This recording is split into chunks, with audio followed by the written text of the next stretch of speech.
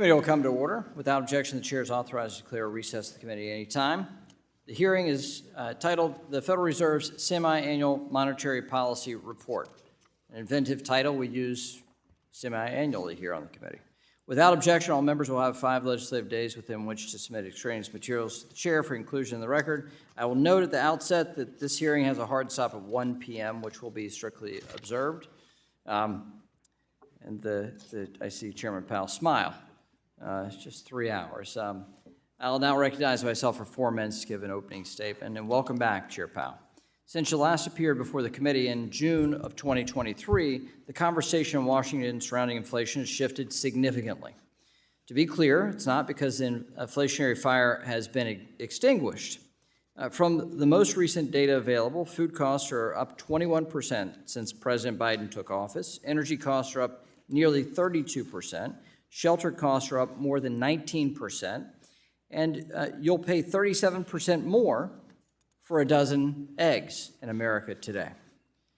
As you stated in January, people are still paying more for the basics of life, and the prices they're paying are still high. Families aren't happy about it, as you know, and as our colleagues know. But according to the Biden administration, many of my Democrat colleagues, they should be thrilled. In an attempt to score political points, many in Washington have decided the best strategy is to tell people what they're feeling isn't actually accurate. They claim Bidenomics has brought down costs, and their partisan so-called American Rescue Plan put our economy back on the right track. Of course, we know the opposite is true, since inflation skyrocketed soon after the American Rescue Plan was enacted, which was predicted by several former Obama administration economic officials. Instead of working to solve the underlying issues causing high prices, the administration has played the blame game, citing corporate greed and so-called shrinkflation. Some Democrats have even trained fire on you, Chair Powell, blaming interest rate hikes, which were necessitated by Democrat spending, for the high cost and brazenly calling you to make cuts prematurely. It's highly inappropriate for lawmakers to attempt to influence monetary policy. Chairman Powell, I have faith that you will not allow politics to cloud your judgment in the fight to tackle inflation. As I have always said, you are a steady hand, and I believe you are committed to the Federal Reserve's independence, as am I.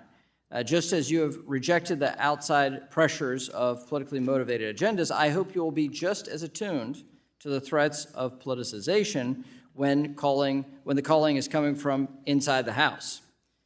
Vice Chairman Michael Barr's so-called holistic review of capital requirements and the fatally flawed Basel III endgame proposal represent a concerning trend of partisan proposals taking priority over supervision. This has real-world impacts, as we saw 1 year ago this month when the supervision and regulation arm of the Fed was late catching up to the effects of the acceleration of interest rates on the banking system. Americans were understandably shaken by last year's banking turbulence.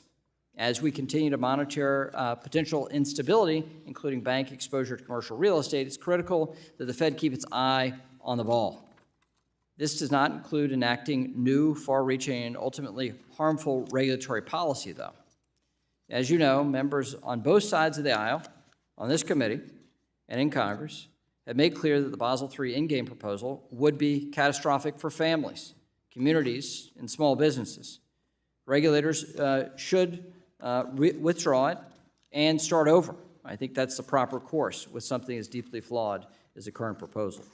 Additionally, given that other significant proposals would have to fit holistically together, regulators cannot simply proceed with them as separate modules or using a cut-and-paste approach. Most importantly, as the Basel III endgame proposal is discarded or altered, I strongly urge you and other regulators not to finalize the long-term debt proposal.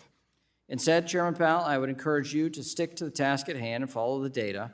The stakes are way too high to put politics over sound policy. With that, I yield back, and I'll now recognize the ranking member of the full committee. Thank you very much, Mr. Chairman. Good morning, everyone. Welcome back, Chair Powell.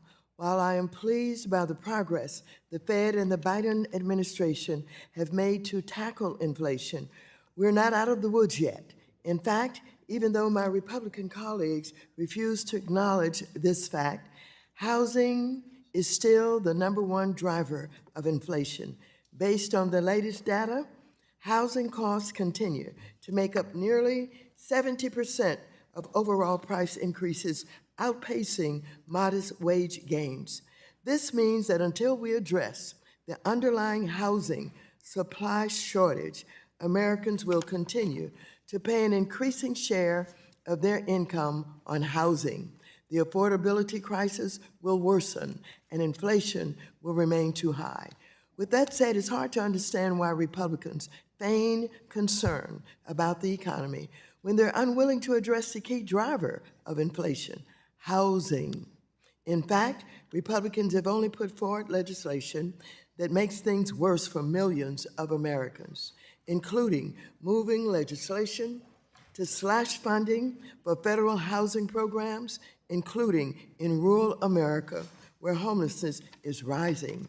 This abysmal record on housing is par for the course for Republicans.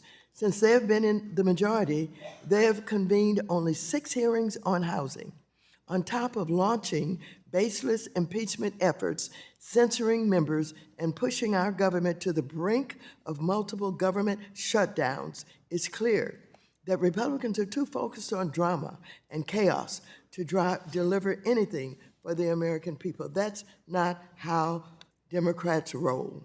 When I was chair of the committee during the 116th and 117th Congress, not only did we hold 55 hearings on housing, but I and my fellow Democrats enacted 12 critical housing bills into law in the last Congress alone that helped stymie a tsunami of evictions, foreclosures, and homelessness, keeping millions of people stably housed during and after the pandemic. Unlike Republicans, we don't just talk about the issue.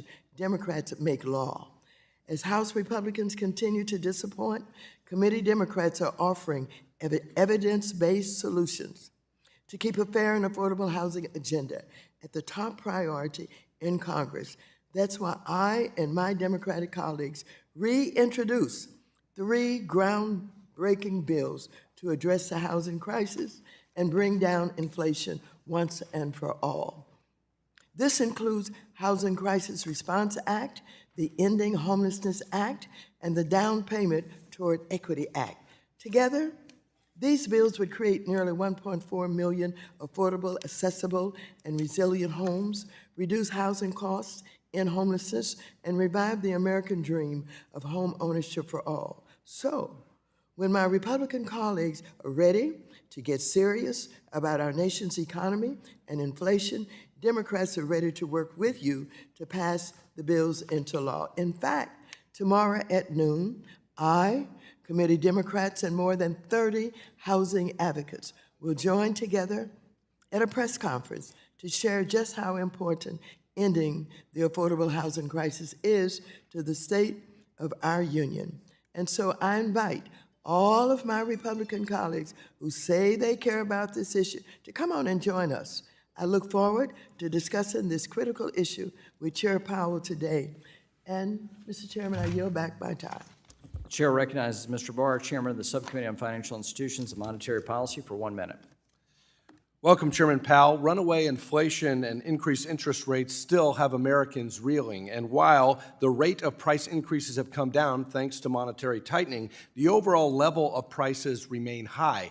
The toothpaste is out of the tube, and Americans, the average American family, still is paying about $15,000 more for the same goods and services that they were purchasing just 3 years ago before the Biden administration. So Americans have suffered years of eroding purchasing power in their paychecks. And while I'm pleased the Fed is resolved in getting inflation back under control, I'm not pleased by the numerous recent unjustified, politicized, and underanalyzed regulatory proposals. The Fed needs to withdraw and repropose the irredeemably flawed Basel III endgame proposal, especially given that 97% of public comments across the ideological spectrum expressed disapproval approval of the proposal. Chair Powell, I urge you to listen to the American people, withdraw the Basel III endgame proposal, and tell us today what the Fed's plans are moving forward. I yield. The chair now recognizes the ranking member of the Subcommittee on Financial Institutions and Monetary Policy, Mr. Foster, for 1 minute. Thank you, Chair Powell, for being here today. And I had a chance to actually read the monetary policy report from cover to cover thanks to an exceptionally long airport delay, going back home last weekend. And the feeling I got again and again is that things are fairly well recovered from COVID and getting back to normal, that we're in the range where ordinary monetary policy and fiscal policy will allow us to satisfy your dual mandate. Today, unemployment remains near historic lows. Core PCE inflation is down to 2.8% year over year compared to a peak of 5.6% in 2022, and the major stock indices are hovering around record highs. GDP growth continues to beat expectations, and the U.S. economy has added more than 14 million jobs since President Biden took office. The GDP itself is pretty much back on the trajectory that it would have been pre-COVID. U.S. manufacturers alone have added nearly 800,000 jobs, employing more workers now than any point since 2008. And so my lesson from that is that the fiscal response that we engaged in was appropriately tailored, and the soft landing is within sight. So thank you. I yield back. Gentleman yields back. Today, we welcome the testimony of Jerome Powell, Chair of the Federal Reserve's Board of Governors. As you know, you'll be recognized for 5 minutes for a summary of an oral presentation of your testimony. Without objection, your written testimony will be made a part of the record. Chair Powell, we're now recognized for 5 minutes. Chairman McHenry, Ranking Member Waters, and other members of the committee, I appreciate the opportunity to present the Federal Reserve's semi-annual monetary policy report. The Federal Reserve remains squarely focused on our dual mandate to promote maximum employment and stable prices for the American people. The economy has made considerable progress toward these objectives over the past year. While inflation remains above the FOMC's objective of 2%, it has eased substantially, and the slowing in inflation has occurred without a significant increase in unemployment. As labor market tightness has eased and progress on inflation has continued, the risks to achieving our employment and inflation goals have been moving into better balance. Even so, the committee remains highly attentive to inflation risks and is acutely aware that high inflation imposes significant hardship, especially on those least able to meet the higher costs of essentials like food, housing, and transportation. The FOMC is strongly committed to returning inflation to its 2% objective. Restoring price stability is essential to achieve a sustained period of strong labor market conditions that benefit all. I will review the current economic situation before turning to monetary policy. Economic activity expanded at a strong pace over the past year. For 2023 as a whole, gross domestic product increased 3.1%, bolstered by solid consumer demand and improving supply conditions. Activity in the housing sector was subdued over the past year, largely reflecting high mortgage rates. High interest rates also appear to have been weighing on business fixed investment. The labor market remains relatively tight, but supply and demand conditions have continued to come into better balance. Since the middle of last year, payroll job gains have averaged 239,000 jobs per month, and the unemployment rate has remained near historical lows at 3.7%. Strong job creation has been accompanied by an increase in the supply of workers, particularly among individuals aged 25 to 54, and a continued strong pace of immigration. Job vacancies have declined, and nominal wage growth has been easing. Although the jobs to workers gap has narrowed, labor demand still exceeds the supply of available workers. The strong labor market over the past 2 years has also helped to narrow long-standing disparities in employment and earnings across demographic groups. Inflation has eased notably over the past year, but remains above the FOMC's longer-run goal of 2%. Total personal consumption expenditures prices rose 2.4% over the 12 months ending in January. Excluding the volatile food and energy categories, core PCE prices rose 2.8%, a notable slowing from 2022 that was widespread across both goods and services prices. Long-term inflation expectations appear to have remained well anchored, as reflected by a broad range of surveys of households, businesses, and forecasters, as well as measures from financial markets. After significantly tightening the stance of monetary policy since early 2022, the FOMC has maintained the target range for the federal funds rate at 5.25% to 5.5% since its meeting last July. We've also continued to shrink our balance sheet at a brisk pace and in a predictable manner. A restrictive stance of monetary policy is putting downward pressure on economic activity and inflation. We believe that our policy rate is likely at its peak for this tightening cycle. If the economy evolves broadly as expected, it will likely be appropriate to begin dialing back policy restraint at some point this year. But the economic outlook is uncertain, and ongoing progress toward our 2% objective for inflation is not assured. Reducing policy restraint too soon or too much could result in a reversal of progress we've seen in inflation and ultimately require even tighter policy to get inflation back to 2%. At the same time, reducing policy restraint too late or too little could unduly weaken economic activity and employment. In considering any adjustments to the target range for the policy rate, we will carefully assess the incoming data, the evolving outlook, and the balance of risks. The committee does not expect that it will be appropriate to reduce the target range until it has gained greater confidence that inflation is moving sustainably toward 2%. We remain committed to bringing inflation back down to our 2% goal and to keeping longer-run inflation expectations well anchored. Restoring price stability is essential to set the stage for achieving maximum employment and stable prices over the longer run. To conclude, we understand that our actions affect communities, families, and businesses across the country. Everything we do is in service to our public mission. We at the Federal Reserve will do everything we can to achieve our maximum employment and price stability goals. Thank you. Thank you, Chairman Powell. And I should have noted this at the outset, but this is your 25th testimony before the U.S. Congress as Chair of the Federal Reserve, and we thank you for your service and your commitment to congressional oversight. Very much appreciated. I'll now recognize myself for 5 minutes for the purposes of questions.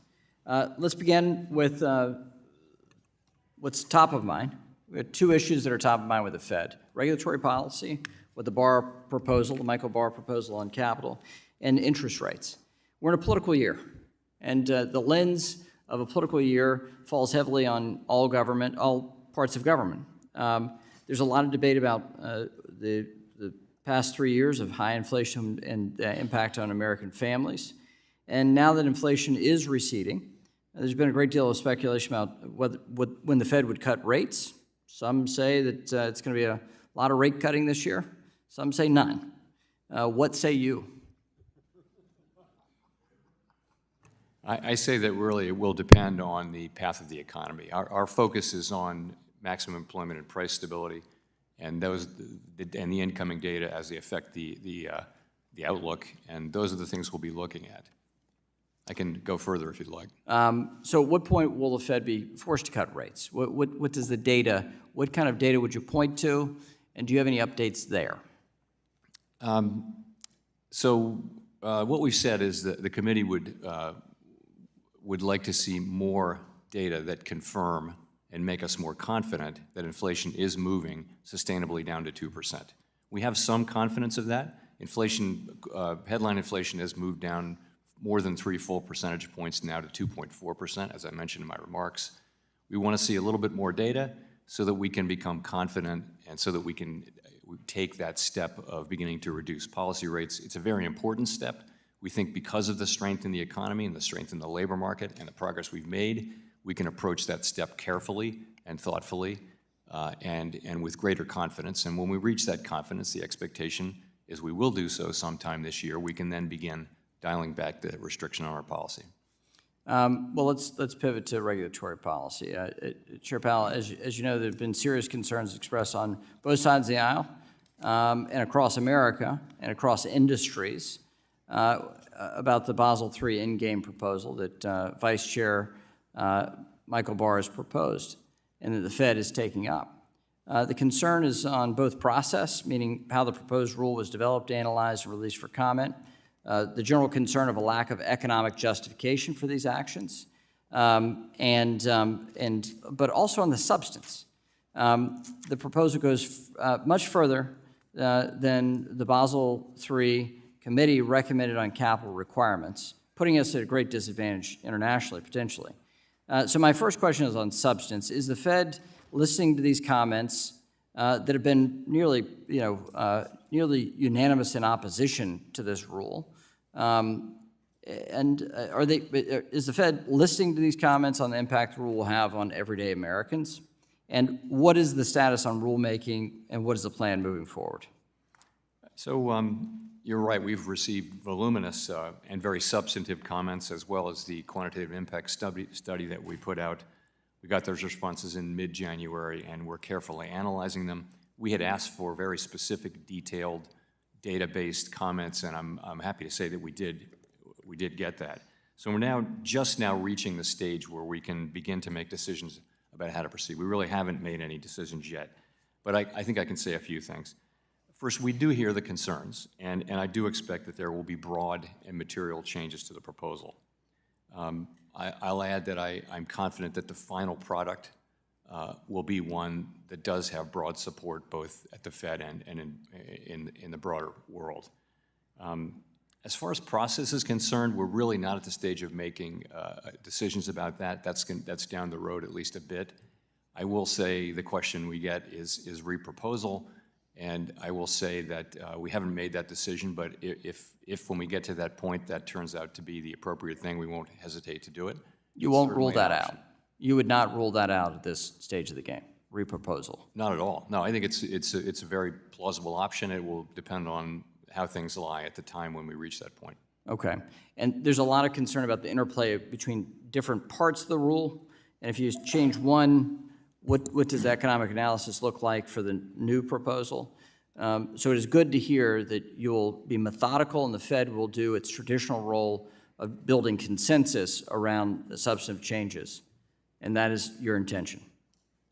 That is right. I said this would be a thoughtful, deliberative process. It's more important that we get this right than that we do it fast.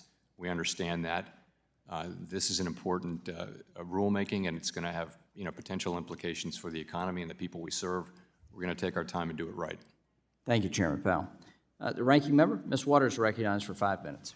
Thank you very much, Mr. Chairman. Chair Powell, I want to talk to you about housing, but before I get there, let me address the issue of mergers. Last week, I led a letter along with 15 committee Democrats to you as well as DOJ, OCC, and FDIC, expressing my strong concern about the lack of progress you have made in updating your bank merger review procedures. This is critical now that we just learned of another mega merger involving Capital One and Discover, which would create the 6th largest U.S. commercial bank with a major role in the credit card market. For far too long, experts have raised alarm that there is a rubber stamping process of bank mergers where virtually all applications are approved.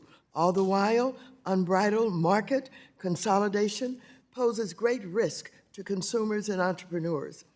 What is the status of your updates to the merger review process? And does the Fed plan to convene public hearings on the Capital One and Discover merger? So I believe we're in regular contact with the Justice Department on what's going on with their review of merger practices. We're looking at that and considering. I think on the potential merger with that you mentioned, we haven't received an application, so there's really not much to say yet. It's early days. When we do get that application, though, we're going to evaluate that merger as always under the factors laid out under the law, and that's our commitment. So you do believe that your bank merger procedures are ready to do the work that's necessary when you evaluate this possible merger? I do. And are you supportive of organizing community hearings on this merger? I haven't talked about that with anybody. I will say this: we've done that in large mergers, but that's not a conversation we've had yet. We literally don't even have an application for the merger yet. Thank you. We'll stay in touch with you on that. So turning to the national affordable housing and homelessness crisis, where we've seen steady increases year after year in home prices and rent costs, which are a symptom of the chronic undersupply of affordable housing. Indeed, more renters and homeowners are now spending more of their income than ever on housing costs. And as you know, housing costs continue to be a primary driver of inflation. Do you think the Fed has sufficiently emphasized the role that housing costs play in keeping us from your 2% inflation goal? Do you think it's reasonable to believe that monetary policy can accomplish this goal without a fiscal policy response? And if you do, how long will it take to get there? Housing services inflation is one of the three components that we look at that make up the core PCE and, index, and it has been coming down from its heights of a couple years back. It's part of the story. I think the overall story is that goods price inflation has turned negative. Goods prices are actually coming down a bit. Housing services inflation, you can see from currently entered into leases that as leases turn over, the increases are going to be smaller. So in our forecast and in everyone's forecast, housing services inflation comes down. It's And been that leaves reported that the non-housing services. methodology used to assess housing costs as an indicator of inflation is imperfect. Namely, because it considers costs based on both new and old rent, including for owner-occupied housing on a month-to-month basis. This results in stale data since families' housing costs typically do not change unless they move or their lease is up for renewal. So to address these imperfections in the housing cost indicators, the Bureau of Labor Statistics and Cleveland Fed created an improved methodology based solely on new lease rents, which is referred to as new tenant repeat rent index. Has the Fed incorporated this new indicator into its economic assessments? If not, why not? And so, what changes has it had on the level of housing inflation observed by the Fed? So we're well aware of that, and we do incorporate it into our thinking. As I was starting to mention, that is the reason, the fact that market rents are moving up at a much slower pace is the reason why forecasts are for housing services inflation to come down, and that absolutely plays a role in our thinking. Thank you, and I yield back. Gentlelady yields back. The Vice Chair, Mr. Barr, is, I'm sorry. Wrong Vice Chair. Wrong Vice Chair. The gentleman from Arkansas, the Vice Chair of the full committee, Mr. Hill, is recognized for 5 minutes. Thank you, Chairman. I want to welcome you, Chairman Powell, to the committee. We're glad to have you back and your expertise. And I want to pick up where Chairman McHenry left off on his conversation about Basel III endgame. You made a good point saying you're not taking the whole concept of reproposal off the table as you review the analytics, and you all discuss the interactivity of that rule with other rules. So if you were to repropose the Basel III endgame, would the Federal Reserve delay then the long-term debt proposal that's on the table? In other words, would you agree that the agency should not finalize this long-term debt proposal for bank holding companies until banks have a better understanding of what their capital obligations under Basel III endgame might be? So we haven't made the first decision yet, so it's hard, I couldn't say definitively. But yeah, that's a question we'd be asking ourselves: is what would be the implication for other rules, including the long-term debt? Well, and is the Fed considering changes to the requirement for regional banks to issue long-term debt? Right now, it's stated to be issued at 6% of risk-weighted assets, in abundance of caution in case there needs to be a resolution, obviously. We know the logic for it. But as I understand it, it's being required at both the holding company level and down at the bank level, and that seems redundant to me. Are you aware of that, and have you considered changing that in your discussions? Yeah, so that's another area where the comment period ended a little while back, and so once again, we're in the process of evaluating the comments. There will be a thoughtful, deliberative process around that. We welcome comments on these kinds of things. They're very important implications for the banks that are affected. We want to understand the effects, make sure we understand them correctly so that we can evaluate what a final rule should look like. Good. Let me turn to the monetary policy outlook. As the chairman noted, consumer prices are 17% higher for American households since President Biden was inaugurated back in January of 21. And yet, in spite of that 17% increase in cost, real wages have actually fallen 2% over that period. So there's no doubt that inflation is the biggest issue facing American households. And in my view, there's three principal causes. Certainly, we had supply disruptions, but we've had unprecedented fiscal policy laxity. You described it in a recent interview as unsustainable. But we also think that the Federal Reserve, in my view, and many people on this committee commented, should have reduced accommodation after the pandemic sooner. One of the things coincident with that, which is what I want to talk to you about, is that the FOMC announced in August of 2020 this flexible average inflation targeting framework right in the middle of the pandemic, which many of us didn't understand why the Fed would take that decision then, but it would give you flexibility on the 2%, saying the Fed could allow inflation to rise above 2% and stay there above that level for some time because the Fed had had such challenges in getting the price level to 2%. That was a major shift in the Fed's approach. Do you think, in retrospect of now what we've witnessed over the past 4 years, that that was a mistake in hindsight to change that framework, and is it under review? So we said we would do a review on a 5-year basis, and that means we'll be starting that review toward the end of this year. So we really haven't started. I do think that the question you raised will be one of the questions we look at, but the bigger question really is that change in the approach was really based on the fact that we'd had very low interest rates and very low inflation for a long period of time, and policy was always very close to the effective lower bound, so there wasn't any firepower for central banks. And so it was a way to keep inflation expectations anchored at 2% and not have them slide down. Now we have entered a different period. The pandemic really may have changed that in a sustained way. We don't know that yet, but that's the big question we'll be asking ourselves is the effective lower bound to be thought of in a different way now? And if it were, that would have ramifications for our framework. But we haven't begun the review yet. It'll begin at the end of this year and probably end late the next year. Thank you. Yield back, Mr. Chairman. Gentleman yields back. We'll now go to the gentleman from New York, Mr. Meeks, for 5 minutes. Thank you, Mr. Chairman. Thank you, Chairman Powell, for being here. And I think I want to pick up a little bit right where we are. 2019, 2020, the entire world was under the unprecedented pandemic with COVID rate. Is that correct?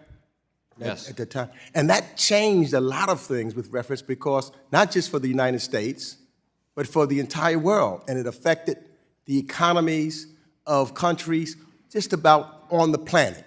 That's not also correct? Yes. And supply chains was disrupted. In fact, I can remember many Americans and people around the world could not get toilet paper or paper towels and some of the basics. And so the prices, because of the of supply and demand, skyrocketed, causing the inflation, not only in the United States, but basically all over the world. Is that correct? Yes. And so therefore, the Fed had to do certain things because of what we were in at that particular time. We couldn't just go back and act like the pandemic wasn't there. We had to do something to try to make sure that we were able to get through the pandemic. Is that not correct? Yes. And now we're at that point where we're about to get through this pandemic. And we can look at the rest of the world, what they did or didn't do at that time, but what we did at that time. And as a result of that, 3 years post the pandemic, when you look around the world, I think that you were correct with what you stated, that by most accounts, our economy is doing well. In fact, I would say our economy is doing better than most of the other countries in the world. Would you say that's correct? I would. And so, I would say then that some of the other countries of the world maybe should have looked at the policies that we put in place thereafter so that they could get out of it, so that they could have a labor market that is strong, where the unemployment rate is near a 50-year low. And as you've stated, inflation is also now coming down faster than any place else on the planet just about. Is that not correct? I think that's right, yeah. And I think that you also recognize a mismatch between the strength of the economy, that's what we're talking about, in the field. And I think that Ranking Member Waters touched on one of those big issues of housing, of which is now, we're still trying to get that under control. And I think the Ranking Member has some ideas on how we can do that, and that may be something that you need to consider so that we can further get down the inflation rate. And the other would be the commodity markets, because the cost of food is too high and people, so that's something else that we need to get in control. Is that not correct? Yes. And let me just ask this, can you say that there's a connection, for example, between conflicts in other areas of the world, like Russia's war against Ukraine and or the turmoil in the Middle East and the economic pressures that the United States feels? Does that not also go into the reason why the cost of commodities can be still higher? Is there a connection therein, Mr. Chairman? Certainly the war in Ukraine caused commodity prices to move up sharply. So could you tell you what is the, what would the connection lead you to believe that there is an urgent need for us, I would think, for, and we're running out of time, for us to do everything that is in our power in Congress to support Ukraine, so that we can make sure that and other strategic partners, that we can help the commodities market, and that would help lower the cost of some of the commodities, bringing food prices down, if we would just be able to pass certain things that's going to help Ukraine right here in the United States Congress. Is that correct? Here's where it gets outside of our jurisdiction. So I wouldn't have an opinion on Ukraine funding. But if we had more grain that was going through, it wasn't blocked by Russia, things of that nature, that generally just, says that helps bring the cost down. Cost is higher because of the disruption in the Black Sea that's happened because of this war. So that would help bring the cost down. That is not necessarily the policies just here in the United States, but that's the policy because of what's going on in Russia, and we need to make sure that we do something to prevent that if we really are serious about bringing inflation down. Is that not correct? I think it's correct that a full supply of grain would help with commodity prices. And so, instead of us playing politics with this and acting like it is your fault or anyone else's fault that we had to go and do what we did because of the unprecedented pandemic, what we did was save the economy then, knowing we got some problems that we had now, and now we are recovering quicker and better than any other country on this planet as a result of your policies and the policies of Joe Biden. Expired. The gentleman from Oklahoma, Mr. Lucas, is now recognized for 5 minutes. Thank you, Mr. Chairman. And Chairman Powell, thank you for testifying today. When you were before this committee a year ago, I cautioned against raising capital requirements on commodity derivatives that our agricultural and energy producers use back home to keep prices of food and power stable for consumers. At the time, you said that was a very specific concern and you weren't sure the proposal would even address commodity derivatives. And in fairness, that was before the Basel proposal was officially published. Unfortunately, we now know that the proposal does impact commodity derivatives, and in fact, they are among the most penalized financial products that banks offer. And I would note for just a moment, I very much appreciate your comments and responses to Chairman McHenry about the nature of the overall proposal. Congress wanted end users to be able to secure their hedges without posting margin to keep the derivatives markets affordable. But I've seen estimates that some of these types of transactions for end users could face 10 times the capital requirement. Chairman Powell, make me feel a little better. Ease my concerns here. Will you and the Fed work to fix this? Let me start by saying I want to echo the fact that our commodity markets and our capital markets are a huge national asset, and we need them to be functioning well and with as little friction as possible. I now understand that what you're referring to is the things that were done to increase capital requirements for various kinds of derivative activities. And I'll just say that's an area we're aware of the concerns, and it's an area that we're taking a very close look at. I appreciate that. I was a member of the Dodd-Frank Conference Committee where there was bipartisan support to not disadvantage end users, farmers, ranchers, small businesses. This had broad bipartisan support then and still does today. Unfortunately, the Fed could undermine this longstanding work done by Congress. I'd like to enter a few letters into the record, Mr. Chairman, that discuss the detrimental impact to end users. First, a joint Agricultural Trade Association letter from the American Farm Bureau Federation, the National Cattlemen's Beef Association, among 7 others. Next, a joint Energy Trade Association letter from the American Gas Association and 4 others. And lastly, a letter from the American Public Power Association and the National Rural Electric Cooperative Association. Without objection. Thank you, Mr. Chairman. Chairman Powell, I'd now like to focus on how the proposal is set to significantly disincentivize banks from offering clearing services. In Dodd-Frank, Congress mandated central clearing as a way to reduce risk in the system. The number of banks that can clear derivatives for end users has reduced over time, making it harder for end users to find a bank to offer this service. There are some estimates that the Fed's proposal will increase capital for this activity by 80%. I'm worried that this will make it even harder for end users to find a bank to clear their hedges.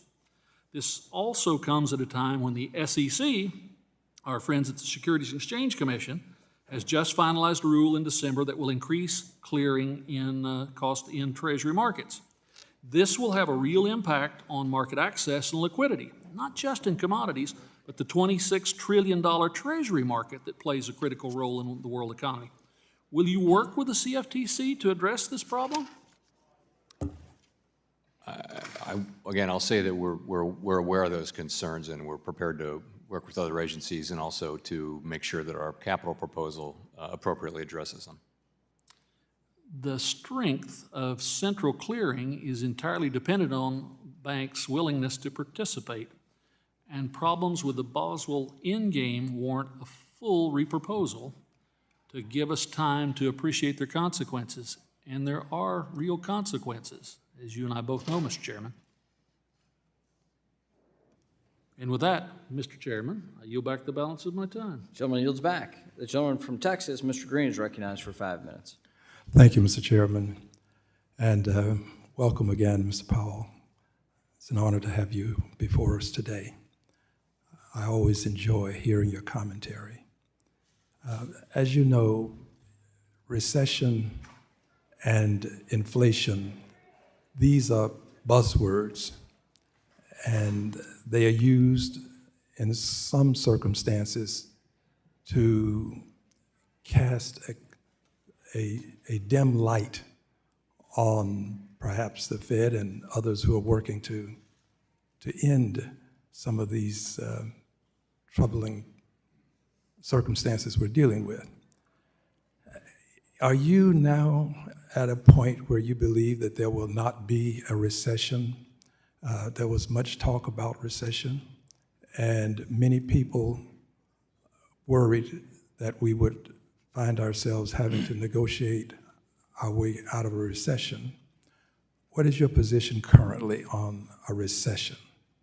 So U.S. growth last year was in excess of 3%. What we're seeing so far this year is continued solid growth. My expectation, and that of other forecasters and of my colleagues, is that we'll see continued growth at a solid pace. I will say, so there's no evidence or no reason to think that the U.S. economy is in or in some kind of short-term risk of falling into recession. Having said that, though, there's always a possibility, a meaningful possibility that an economy will fall into recession. I don't think that possibility, though, is elevated at the current time. Thank you. I appreciate your saying this because we want to, at some point, eliminate the great deal of fear associated with just the term recession.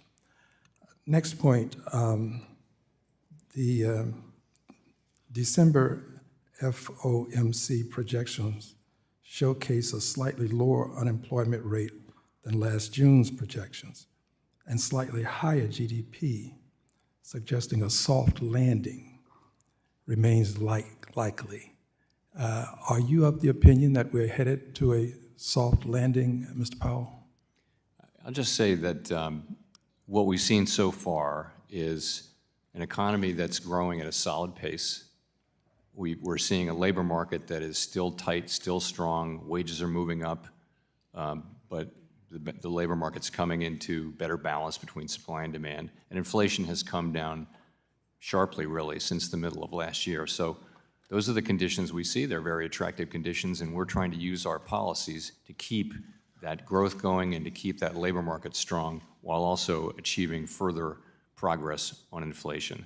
That's our goal. And do I think there's a possibility we can achieve all of that while keeping the labor market strong and the economy growing? Yes, I think there is a possibility. Indeed, that is what we're trying to achieve. A soft landing can be difficult to identify. We could possibly have a soft landing and miss the point at which the landing took place. How do you define the soft landing such that a member of the public, a layperson, would understand that we have indeed had a soft landing? So we really think about it in the terms I just discussed, which is we want to keep the economy growing, we want the labor market to remain strong. 3.7% unemployment is pretty near 50-year historical lows. And we want inflation to continue to move down closer and closer to that 2% objective. And we've made quite good progress on that over just the past year.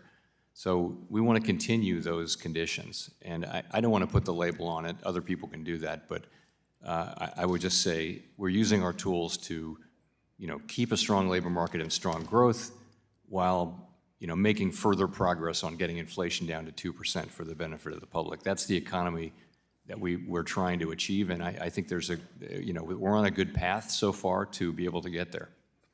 Well, I concur, but I would ask this as my last question. Will there be some announcement at some point that we've had a soft landing? Because we have people who are continually indicating that we're not having a soft landing, there's a possibility of a recession. So will there ever be some official statement that would give people some comfort? I don't think by us, no. I think we're just going to keep our heads down and do our jobs and try to deliver what the public is expecting from us. We wouldn't be declaring victory like that, but The gentleman's time has expired. Thank you, Mr. Chair. thank The you. gentleman from Texas, Mr. Sessions, is now recognized for 5 minutes. Mr. Chairman, thank you very much. Chairman, welcome back. I think we enjoy this. I hope you do too. I know there's some bit of trepidation about all the things that are available to us and you to answer. I learned a long time ago on a campaign trail, every problem can be solved on a campaign. Reality's a little bit different. Welcome back despite all that. Looking at the Monetary Policy Report, March 1st, 2024. And as I review this, I would like to focus on the term that I would say, high prices are here to stay. Because what I've heard you say today in this report really go to is, you got everything under control, but we're going to keep the high prices. And I think the high prices really take a toll on the American people, as you're hearing from our colleagues, no matter whether they be Republican or Democrat.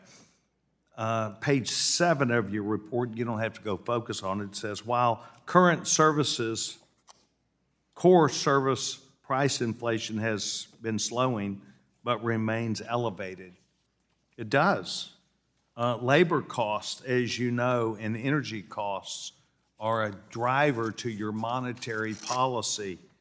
The question that I have is, because you began referencing policy, 2 weeks ago or so, the president announced that he was going to slow down the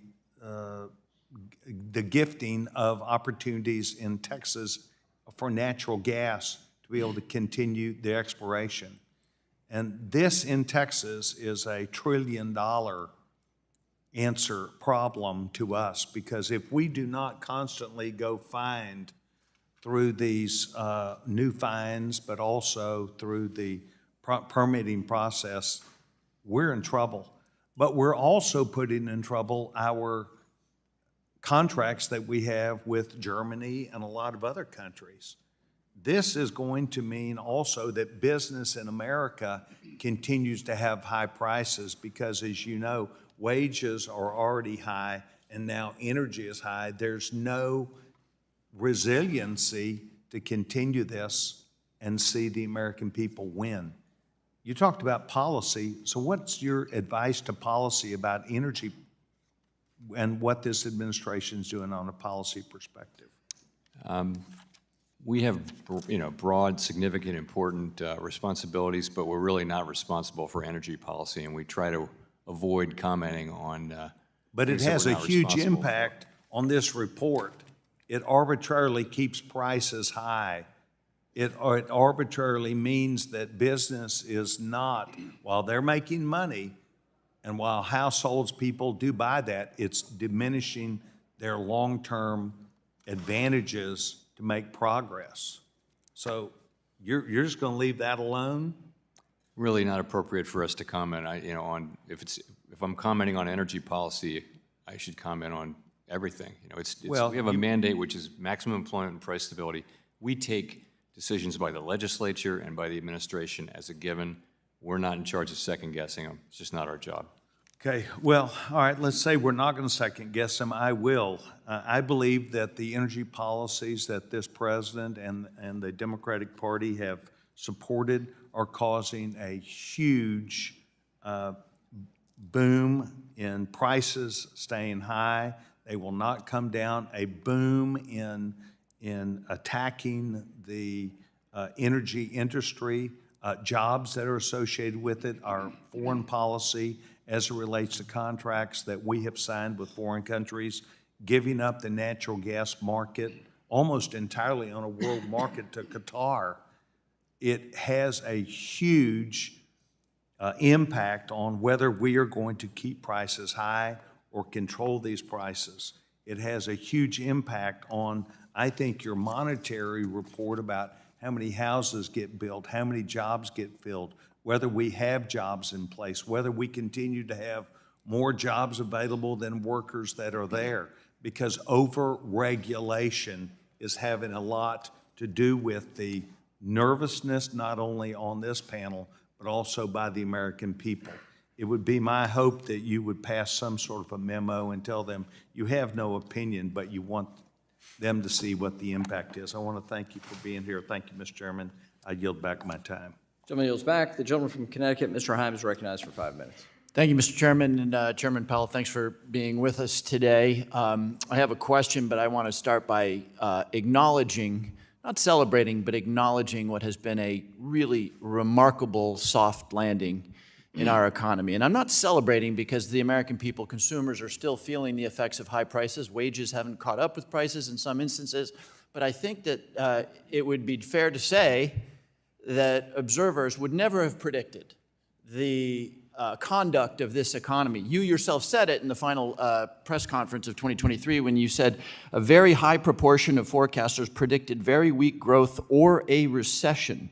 Not only did that not happen, we actually had a very strong year. So I want to acknowledge that and acknowledge your commitment to independent monetary policy. And because I'm still burdened with this idea that truth and facts matter, I want to point out, especially having listened to my good friend Mr. Sessions talk about the energy market, truth and facts matter. We are producing more oil and natural gas today than any other country on the planet. We are the world's #1 energy producer. I could spend my entire 5 minutes sort of pointing out facts. The fact I want to point out here, and this comes right out of the report, is that the premise that inflation is Joe Biden's fault, is fiscal policy's fault, first is faulty because half the fiscal stimulus that occurred in the face of the pandemic happened under the previous president, Donald Trump, and it has faded, and this report makes the case. Core, and I quote from it, core goods prices have been declining as supply bottlenecks ease and import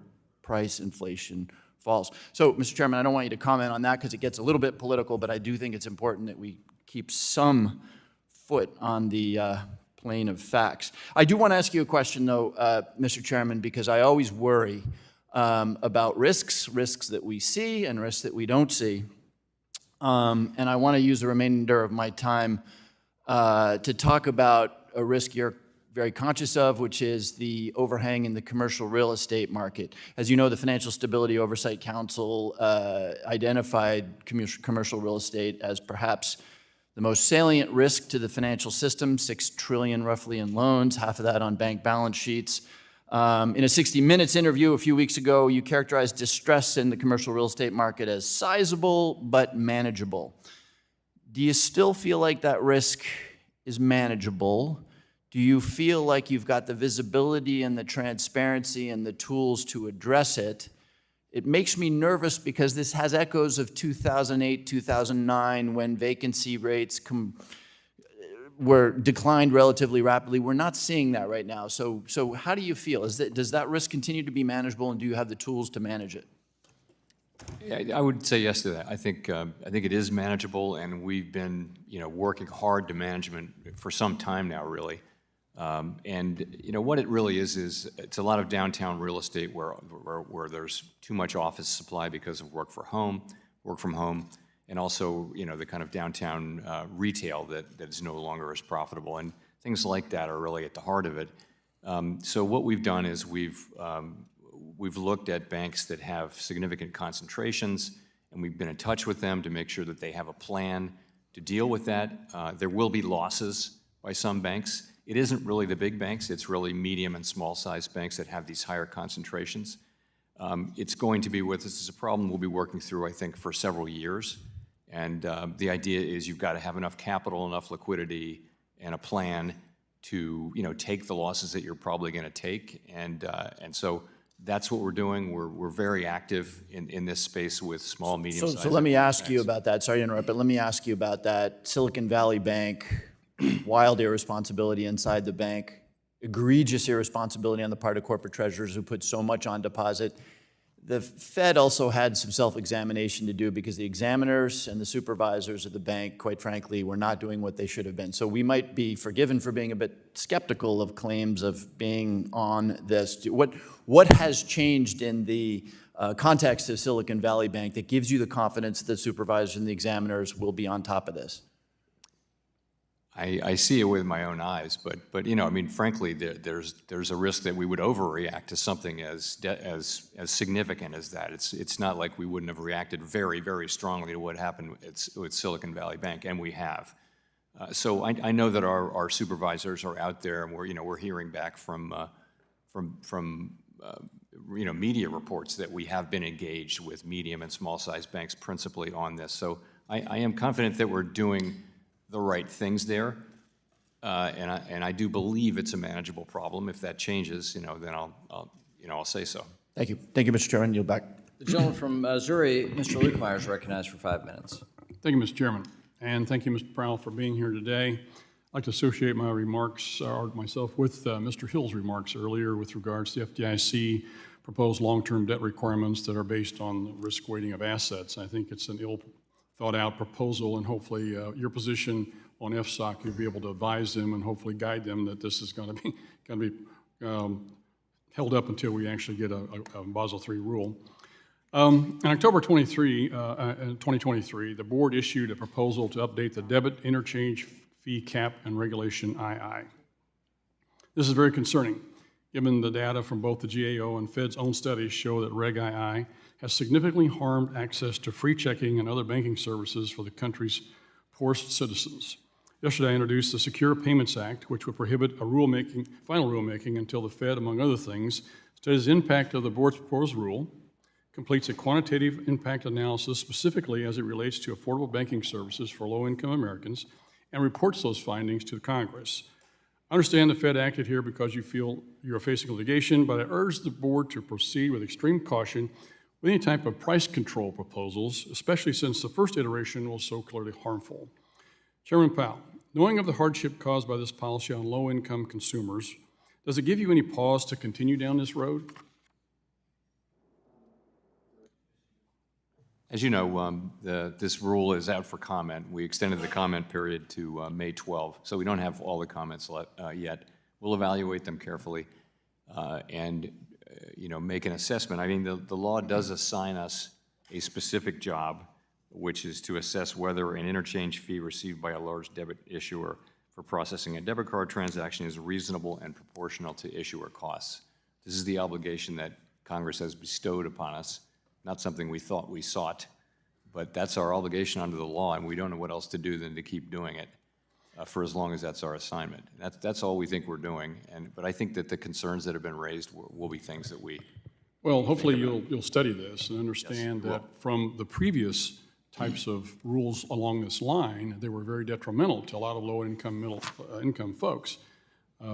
As you know, the price reductions that were promised during the Durbin Amendment, for instance, the added profits actually went to the largest retailers rather than go to the consumers as they were talked about. 98% was one of the studies that showed that the retailers kept all the money instead of lowering prices as they were telling us that were going to happen. So I'm very concerned about that. So what's the legal basis for updating your regulation? You've talked about it a little bit. You believe that there is something in the law that says that you need to be doing this updating all the time, or should you be studying it before you actually propose a rule and make all these things more appropriate? Well, again, I think our reading of the law is that it's not something you do once and leave it there. It's supposed to be reasonable and proportional to certain identified issuer costs. The implication being there, if those costs change, then this should change. So that's our reading. I think we do a lot of work. We waited a long time to change it. It's been many years since we did change it, but we do quite a bit of work to make this assessment, and we'll review the comments and the data that we get. One of the things I hope that you consider is the fact that even though it's supposed to be on $10 billion and up, stuff all rolls downhill, and as the last study showed, the smaller banks, the community banks, are also feeling effects of this. So be sure and consider that when you start talking and thinking about this. I appreciate that. One of the things, yesterday I had two different foreign banker CEOs in my office, and one of them brought up the subject to me, which is very concerning with regards to artificial intelligence being able to impact financial institutions in this country and our banking system. And I tell people, I said, think about this for a second. You find some individual who is a well-known individual, perhaps Larry Kudlow, Dave Ramsey, Bloomberg, somebody who has got credibility, and suddenly you see an artificially produced advertisement or Facebook post, and this person says, look here, we've got 100 banks that have got a problem today. Now, that individual didn't do this. It's artificially produced. I've seen a commercial already with individual. You couldn't tell the difference between that individual and the real thing. We have just come through the Silicon Valley situation. And if you have real-time payments, FedNow, where you can instantaneously transfer money, and you have people scared to death by some well-known individual through an artificial intelligence situation, and I can tell you that China is watching this like a hawk. They are ready to pounce on this situation.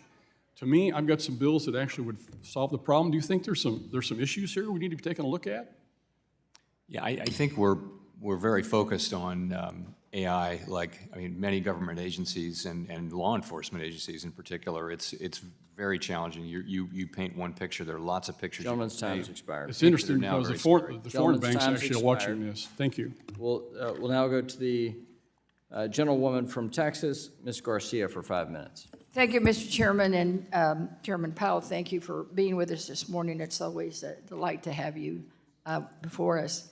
Chair Powell, the February Congressional Budget Office report estimated that the U.S. economy will grow an estimated $7 trillion over the next decade, thanks to, in large part, to the surge in immigration, creating a larger labor force.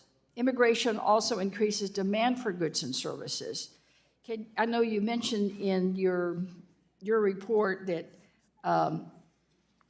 that the growth sometime during COVID was held down due to some restrictions in COVID and restrictions on immigration. Can you detail how immigrants have been fueling our national growth, and did you consider this report from the CBO in this current report? So I am very familiar with the CBO report. I've read the demographic projections and I've read the economic projections, so I do understand what they did. And so you do agree with a $7 trillion growth in the next decade? I have no judgment on that. I haven't tried to make a parallel assessment, but I'm familiar with the assessment. What they're doing is they're saying more people working, bigger economy. and it makes the economy bigger. It's just arithmetic. If you say that if you add a couple million people to an economy, and a percentage of them will work, then there will be more output, and that's what they're showing. I just want to be very, very clear, though, that we don't make immigration policy. We don't comment on immigration policy indirectly or directly. No, well, I'm not asking you to do that, but, Mr. Chairman, I'm simply asking if you agree that the immigration surge has added to our strong labor force, which is necessary. I think you said that we expect a continued growth at a solid pace. So to be able to continue on a solid pace, then we need that labor force. Wouldn't you agree? Well, so last year we got a big increase in workers, and it came from two sources. One was participation increased from people who were already here, and in addition, we got a significant increase in immigration, and many of those people take part in the working economy, and so there was a big increase in labor supply. That will have increased output. It will have made more people. It will have all kinds of economic effects. I'm just reporting the facts there. Right. I'm not going to say anything is needed for the future or good policy, or indirectly or directly, but I mean, I think it's just reporting the facts to say that immigration and labor force participation both contributed to the very strong economic output growth that we had last year. Right. Is it possible for the Fed to conduct a formal assessment into the positive impact immigrants have on our economy and report back to Congress? Not really, no. I think that's a job for the CBO. We don't. That's precisely what the Congressional Budget Office does, not what we do. All right, but the other question that you've not addressed is, did you consider the CBO's assessment that the growth in the next 10 years would be $7 trillion and about $1 trillion in added revenues? Was that considered in this report? Because that was the February report, and this, I believe, is through February 29th. So I think that the answer to your question is 10-year growth projections by CBO don't have big implications. They don't have any implications really for the current stance of monetary policy. But I will say that the immigration that we saw was a notable factor of the 2023 and 2024 economic outcomes. And of course, we're aware of that, and it plays a role in our thinking about appropriate policy and the path of the economy. Okay, well, thank you for that. And related to that, I know that the last time that you were here, you and I talked about diversity and inclusion efforts, both at the Fed, and I applauded you and applauded the president for his appointment of Dr. Adriana Kubler. I expect to visit with her this week. What other strategies and programs are you using in the Fed, not only in here, but in all the branches to ensure that there is diversity and inclusion? So in terms of intake of people, when we go to hire when the reserve banks go to hire a new president, those processes are very focused on having a diverse applicant pool, and you see the results of that more and more over the years. That happens. We don't have any role in appointments of governors, so that's not our job. The administration does that. In terms of, I'll just say internally, we're very focused on having an open and inclusive place to work, and also in hiring, we work hard to have diverse. Gentlelady's time Thank is you. expired. The Thank you, Mr. gentleman from Chairman. Michigan, Mr. Heising, is now recognized for 5 minutes. Chairman Powell, good to see you in person. Mr. Chairman, I've got to make a comment here. It's stunning to me that equating an underground economy, which is very different and not a healthy alternative to the regular economy, and basing that on an illegal workforce that's not legally able to work, ultimately will fail. That is not a strategy to my colleagues on the other side. So just ask any farmer who's going to then have a regulator come in and fine them for employing people who are not legally allowed to be here in the country. That is one of their greatest fears. So that's just a fallacy of growth within this economy that is not sustainable.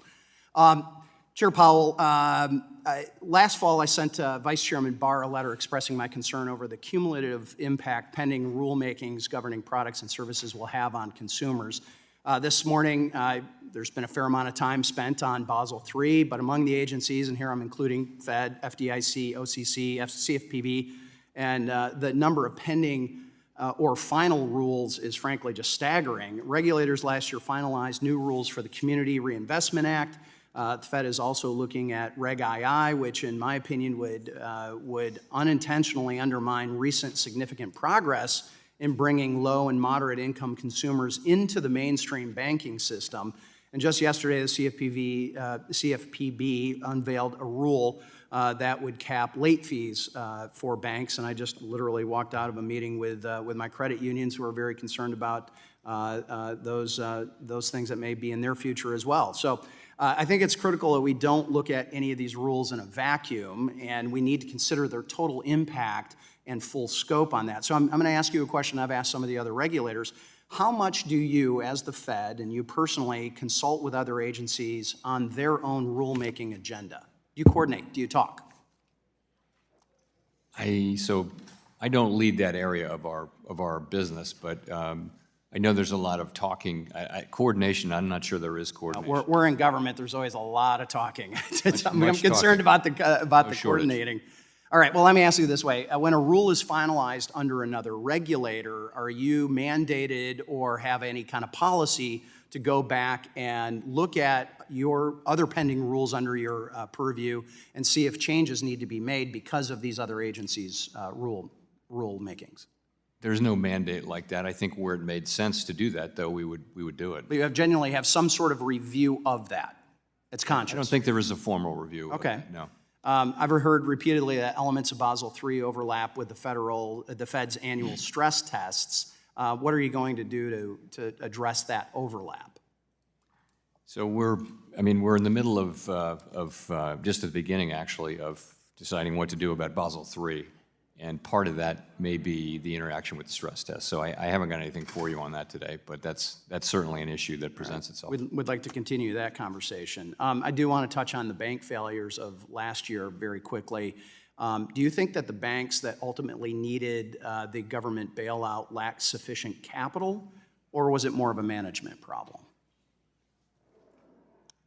So with Silicon Valley Bank, it wasn't really could they have used more capital? I mean, they were actually raising capital. It was a capital raise that they announced that triggered the run and everything. So you can argue that it needed more capital, but I wouldn't say that that was the proximate cause, really. It was a funding structure that was all about too much concentration of Well, many of us are, I'm asking the question because many of us are very concerned that those failures are being used as an excuse to raise capital standards across the board. And because the SEC just released its climate disclosure rule this morning, I'm going to touch on the climate-related question for you. FSOC, the FSOC chair has repeatedly stated that climate change is, quote, an existential threat. Presumably a threat that is existential affects banks and financial institutions of all sizes. Why then have FSOC member regulatory agencies, including the Fed, limited their guidance on climate-related risks only to large financial institutions? Why not everybody? Well, it's a new thing, and we are not. It's a heck of a new thing. Yes. We're not climate change policymakers. It's this is Either is something the that needs to SEC, be I might handled add. by elected representatives, and so we're starting this very carefully with large institutions who are already doing it. By the way, the things that we're doing, they're doing this because to remain active internationally, they have to be doing it. So we started with them because they understand it. Imposing it on smaller banks, it's not something I'm for. Yep. Gentleman's time has expired. We'll The be gentleman- following up on the Taylor rule. So. The gentlelady from Michigan is recognized for 5 minutes. Ms. Tlaib. Thank you so much, Chairman. Thank you, Chair Powell, for being here. Do you agree with the April Federal Reserve report that compensation incentives contributed to Silicon Valley's bank failure? I'm sorry, did I didn't So the April Federal Reserve report, it said that compensation incentives contributed to the Silicon Valley Bank's failure. Do you agree with that? I would say it's at best a tertiary factor, but it probably had something to do with it. For me, not a major. So that's no? That's very small. Okay, so it did. Okay. So do you agree the appropriate rules on incentive compensation could have reduced the likelihood of Silicon Valley's failure? Maybe? You know, if they didn't take all No, that I money? really don't think so. I mean, So if I they don't didn't think take all it's a- that money? I don't think it's a first-order question for Silicon Valley. A lot went wrong there. Yeah. Incentive comp would be They actually blame way you down the guys. list. They Sorry? blame the oversight, even though they didn't respond to your That's part of it. correspondences. We took our medicine. Yeah. Do you think it also has something to do with the fact that Section 956 of the Dodd-Frank rule hasn't been finalized by you? No, I don't. You don't think it's the reason? I don't. You don't think it's because people made money off of the failure? I think nothing. You don't think money drove them to do what they did? I didn't say that. What I said, you know, there are lots So of. they made money from it. They actually, it was a lottery I for do not them, think right? that incentive compensation arrangements were at the heart of the Silicon Valley Bank failure. No. Okay. Do you support a robust rulemaking for executive compensation, Chairman? I know that the. Oh, you don't? I'm sorry? Oh, do you support robust rulemaking for executive compensation? Do you believe in Section 956? Section 956 is the law. As I understand it, the agencies are looking at doing something. It's been 12 or 13 years, right? Yeah, multiple Nothing agencies. has happened. Yeah. It's been hard to get it done. I lived through the last episodes of trying Yeah. to get it done. So do you believe in a robust I rulemaking believe- process for executive compensation? I do, yeah. Oh, great. Oh, that's awesome. Will you commit to helping finalize the Dodd-Frank section of 956 this year? I wouldn't It's been say that. 12 years, Chairman. Yeah, no, I want. It played a role in the bank failure, Chairman. If I can answer, what I would like to do is So understand. you don't want to do it this year? I mean, I'm being serious. You're saying no? If the member will allow the witness to answer the question, we've had a good day today, and the gentleman's trying to answer the question. I would like to understand the problem we're solving, and then I would like to see a proposal that addresses that problem. Okay. Do you believe people should profit off of bank failure? The executives that made those decisions? No, not the They should not executives. profit. Well, I would say executives who are responsible for a failed bank should not profit from the failure. Absolutely not. So they get to walk away with compensation based on their failure? Well, you're asking, true, are you it asking about happened. a different rule that would have clawback and things like that? Yeah. Yeah, so that's something I know you've been looking at for a while. Yeah. That's certainly an appropriate thing to look at. Yeah, because it's just going to continue to happen, is my opinion. It doesn't have to be yours, but it sure the heck could have helped here if they knew they were going to walk away, if they could walk away with not the bonuses, the compensation. I mean, they made money, a significant amount of money for their bank failure. Last question, Chair Powell. Do you believe that the impacts of climate change pose a risk? Have you been talking about that more? I certainly believe that climate change is real and poses risks over the longer term, sure. So there have been some that say, higher interest rates actually makes it more difficult to build out the renewable energy projects and other investments required to prevent climate impacts. Do you believe that to be true? It's not I believe that we need to do our job that you've assigned us, which is maximum employment and price stability, and we do it through interest rates. It's not our job to consider the effect on climate change of that, and I think any effect on climate change of that would be kind of minuscule. Okay. Last question, Chair Powell. Who do you see as the major winners and losers from high interest rates in terms of income groups, age groups, and racial or other demographics? So the point of high interest rates in the current environment is to bring inflation under control. The people who are hurt the most by inflation, as you know, are people who are on a fixed income, who right away are in trouble when the cost of transportation, food, energy, and when those things go up, they don't have financial resources to deal with it. Have you looked We're at the accountable to provide price stability to the American people. Those people benefit the most over time from stable prices. Gentlelady's time's expired. We'll go to the gentlelady from Missouri, Ms. Wagner, for 5 minutes. I thank you, Mr. Chairman, and I thank you, Chair Powell, for your service. I want to associate myself with the comments of my colleague, Mr. Himes. I am concerned about banks' commercial real estate exposure, and I do hope that the Fed is doing everything it can to ensure that the exposure that these banks have will continue to be, in your words, manageable, because this is a looming crisis out there, given the workplace changes and dynamics. Chair Powell, in remarks on Bloomberg, Larry Summers, former Treasury Secretary during the Obama administration, stated that, and I quote, "It would be much more productive for our central bank to be focused on the question of real estate portfolios in the banks they supervise than, quote, some of the more abstract and politically driven arguments that about various kinds of capital charges on the largest banks." Do you agree, sir, that it would be more productive for Fed supervisors and regulators to keep their eye on the ball, in this case, commercial real estate and other real estate investments? I absolutely think we need to keep our eye on the ball on commercial real estate, and I think we're doing that. I hope so. According to your semi-annual report, the median of members on your Monetary Policy Committee estimate that your target overnight interest rate will average 4.1% in 2024.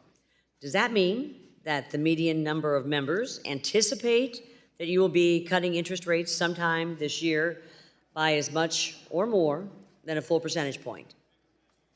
No, it doesn't mean that. Actually, the Summary of Economic Projections showed a median of, this is in the December FOMC, so this is now 3 months old, showed 3 rate cuts this year. So that would be 75 basis points, 3/4 of 1 percentage point.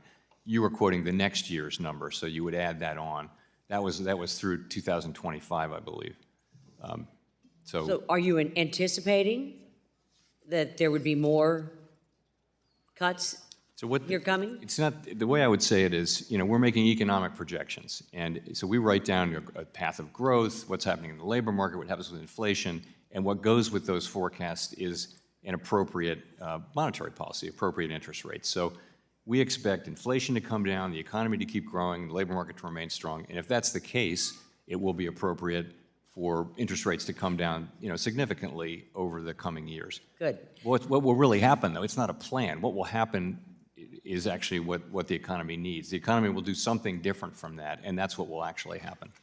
Chairman Powell, 15 members of Congress, including myself, Ranking Member Sherman, Chairman Barr, and Ranking Member Foster, sent a letter to the prudential regulators regarding the impact that Basel will have on U.S. capital markets activities.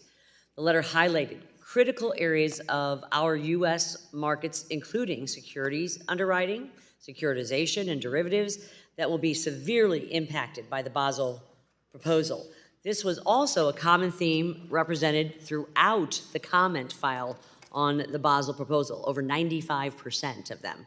Considering that 75% of financing in the U.S. is done through our capital markets, which are the deepest and most liquid in the world, why would the Fed continue to pursue this flawed proposal instead of re-proposing a rule that would not have such a drastic impact on the U.S. economy? Well, in fact, the capital markets concerns you raised are among those that I raised myself in our open board meeting when we put this out for comment. You said you wanted broad support, and obviously there is dissent among some of your governors, the FDIC, others. So how are we coming on this, and how are we we're working our way through the comments, and we're coming to the point where it'll be appropriate for us to begin to evaluate what changes are appropriate. I've said I think those changes will be broad and material, and that's where that is. But we haven't made any decisions yet. We just got the comments. In my role as chairman of the Capital Markets Subcommittee, I have seen SEC Chair Gensler push the envelope in terms of rules and regulations that go well beyond the congressional mandate, even encroaching on the jurisdiction of other financial regulators. What is the Fed's response to another agency encroaching on its jurisdiction? We do not comment on other agencies' regulation. However, if they were actually, to take your hypothetical at face value, if they were to come into our jurisdiction. Oh, it's more than a hypothetical. And we would react. Good. Well, I hope you do. I yield back. Gentlelady from New York, Ms. Velasquez is recognized for 5 minutes. Thank you, Mr. Chairman. Right here. Hi. Hi. Thank you for being here, Chairman Powell. Property insurance rates are becoming prohibitively expensive or inaccessible for homeowners and developers in my community. The FSOC's annual report identifies property insurance rates as an increasing risk, and I recently raised this issue with Secretary Yellen. Is the Fed monitoring the rising cost of insurance and its impact on macroeconomic?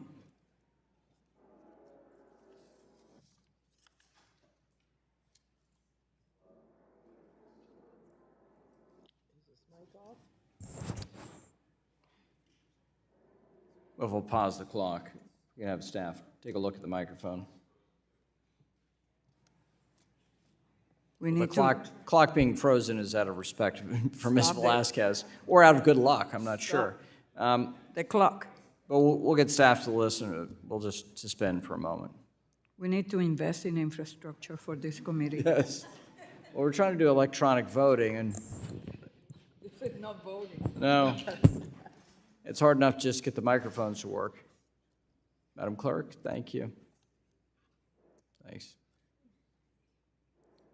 So all the photographers have left, so the awkward photos for Trish will be less awkward.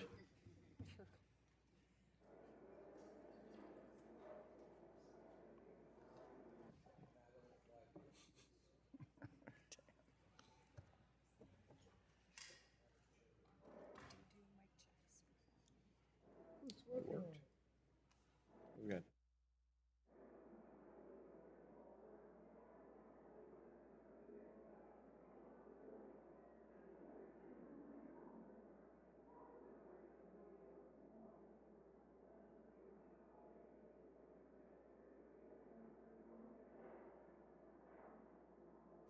Any luck?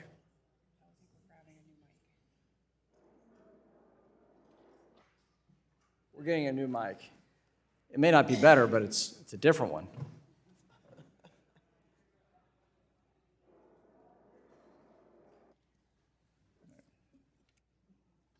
Let's just restore our time.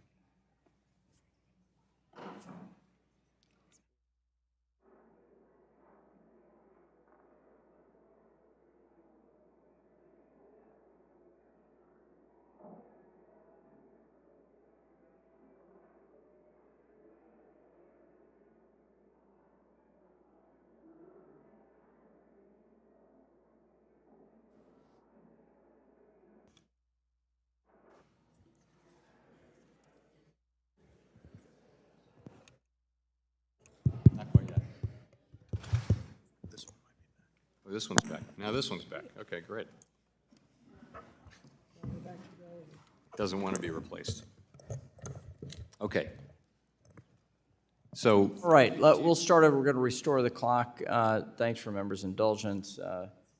Ms. Velasquez, you're recognized for 5 minutes. So, Mr. Chairman, I was asking you about the property insurance rates are becoming prohibitively expensive or inaccessible for homeowners and developers in our community. The FSOC's annual report identifies property insurance rates as an increasing risk. And I recently raised this issue with Secretary Yellen. Is the Fed monitoring the rising cost of insurance and its impact on macroeconomy? so yes, we are very much aware of increases in insurance, including property insurance, and it's been adding meaningfully to inflation. It's not something we have any control or authority over. Same is true of auto insurance. They're just insurance generally prices have gone up a lot. So when we talk about the lack of affordability when it comes to housing, the insurance, the rising cost of insurance is an important factor that is affecting the availability of affordable housing in our communities. And I hope that there are some discussions among the Fed because it is an increasing risk and it's going to have a direct impact on our economy. Chairman Powell, I know you spoke with Chairman McHenry a little bit on inflation and interest rates. Can you explain what evidence you're looking for before inflation has returned to 2% and interest rates can be cut? Sure. So we're not looking for inflation to go all the way down to 2%. That's not what we're looking for. What we want is just more evidence that will give us more confidence that inflation is on a path down to 2% sustainably. So that will come in the form of good inflation readings, really. We want to see, just a bit more evidence so that we can be confident. We don't want to have a situation where it turns out that the 6 months of good inflation data we had last year, that didn't turn out to be an accurate signal of where underlying inflation is. So we're just being careful, and because the economy is so strong and the labor market's so strong, we think we can and should be careful as we approach that decision. And when you say evidence, what evidence? If there's anything? So just more, we'd like to see more good, relatively low inflation readings. We're not looking for better inflation readings than we've had. We're just looking for more of them. And what will happen is that as we go forward, the 12-month inflation will continue to drop because it'll be lower than early last year. Thank you. Mr. Chairman, I would like to pick up on where Ms. Tlaib left off and reiterate the importance of the rulemaking on Section 956. This is an issue that I also raised with Vice Chair Barr, Chairman Grunberg, Acting Comptroller Sue, and I told them when they came before this committee that I will be asking for a status update on the rulemaking at every future hearing because it's well past time, 12, 13, 14 years. If you are employed in a company and you are given a task, I will think that you will be fired if you don't get it done, and it has taken 12 long years. So you are the chairman of the Fed. How is the Fed working with other agencies to propose the rule? So there's a lot going on in regulation at the Fed right now. My understanding on 956 is that there have been discussions between the regulatory agencies, and I think it's not 3, I think it's more like 6 agencies that have to agree. I know. I have not seen a proposal. I think something is under consideration, but it's not something that's gotten to me yet. I will ask the next time, and believe me, I'll be here. Great. Thank you. Gentleman yields back. Gentleman from Kentucky, Mr. Barr, is now recognized for 5 minutes. Mr. Chairman, good to see you. You have said numerous times that the capital framework is about right and that banks are well capitalized. Do you still believe this? I do.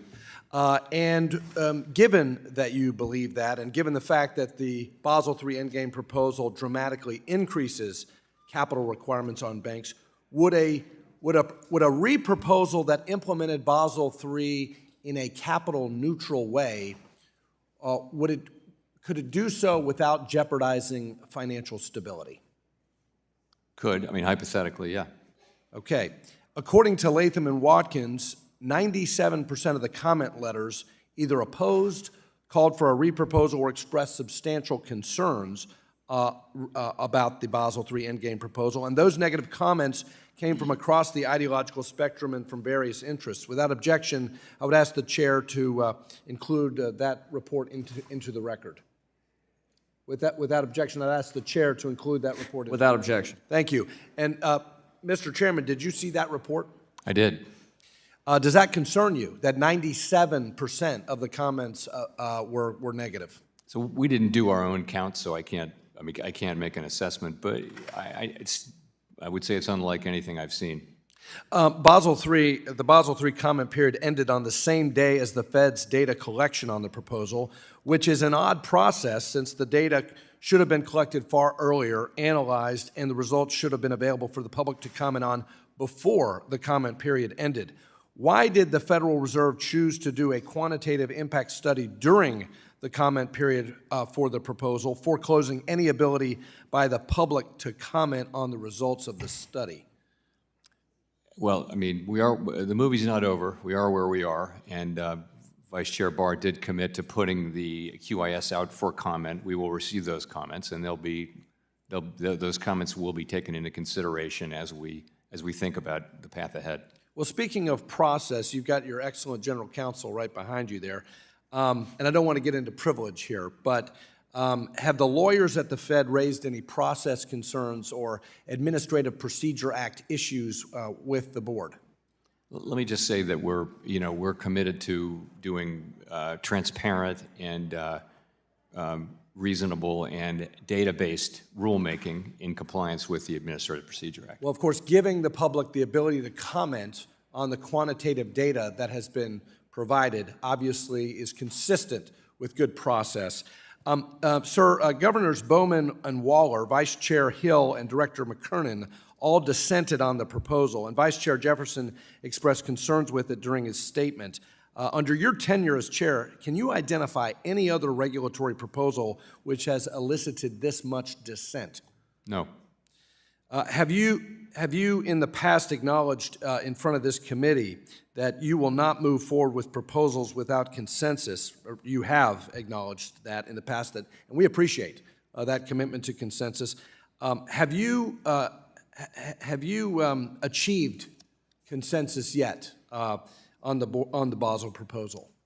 Let me say I am confident that we will, but that's a process that as I mentioned, we're evaluating the comments. We're just coming to the place where we're going to start talking about the path ahead, and I am confident that we'll achieve very broad support on the board. Mr. Chairman, do you agree that the heterogeneity and business model diversity within the banking sector contributes to system-wide financial stability? I strongly do. And do you agree that a concentrated business model in the banking sector would present a potentially systemic risk? Potentially, yeah. And this is one of my major concerns with the proposal, Mr. Chairman, because by de facto repealing regulatory tailoring, subjecting Category 3 and 4 regional banks to one-size-fits-all standards that currently only apply to large GSIBs, discouraging securitization, which is the private sector solution for dispersing risk, eliminating the use of internal risk models and transitioning the industry and regulators toward only a standardized framework, actually would push the industry into a smaller and more concentrated looking industry, and as a result would, in my view, actually increase systemic risk and decrease market competition. Do you share that concern? I think it's a real concern. And again, I think that's part of what goes into my thinking, certainly, about the proposal and where it needs to go. Well, given all of these concerns, we hope that you can commit to reproposing the Basel III endgame, and we strongly urge you to take that into consideration. With that, Mr. Chairman, I Gentleman from appreciate the Massachusetts, time. Mr. Lynch, is recognized for 5 minutes. Good morning, Mr. Chairman. Welcome. Good to see you again. I want to go a little deeper into the commercial real estate issue and the potential impact on regional banks. This morning, Scott Rector, who's a member of the New York Fed Board of Directors, released a white paper on CNBC this morning describing the trillions of dollars in commercial real estate loans that will come due over the next couple of years. He described it as a, quote, slow-moving train wreck, close quote, and for our regional banks. He went on to predict that it will force a little over 500 banks, thereabouts, to either fail or consolidate. He also described what he termed as a doom loop where, similar to Silicon Valley Bank, when people lose confidence, when depositors lose confidence in the bank, they pull their money out and we end up in a bad situation. Now, I don't believe everything that I read or hear, but in Congress we do tend to repeat it. And I just wanted to get a sense from you. I am seeing in my own city of Boston, we've got 20% vacancy rates in office space. We rely on that for a lot of the tax revenues for the city. But I'm just wondering your thoughts on that issue.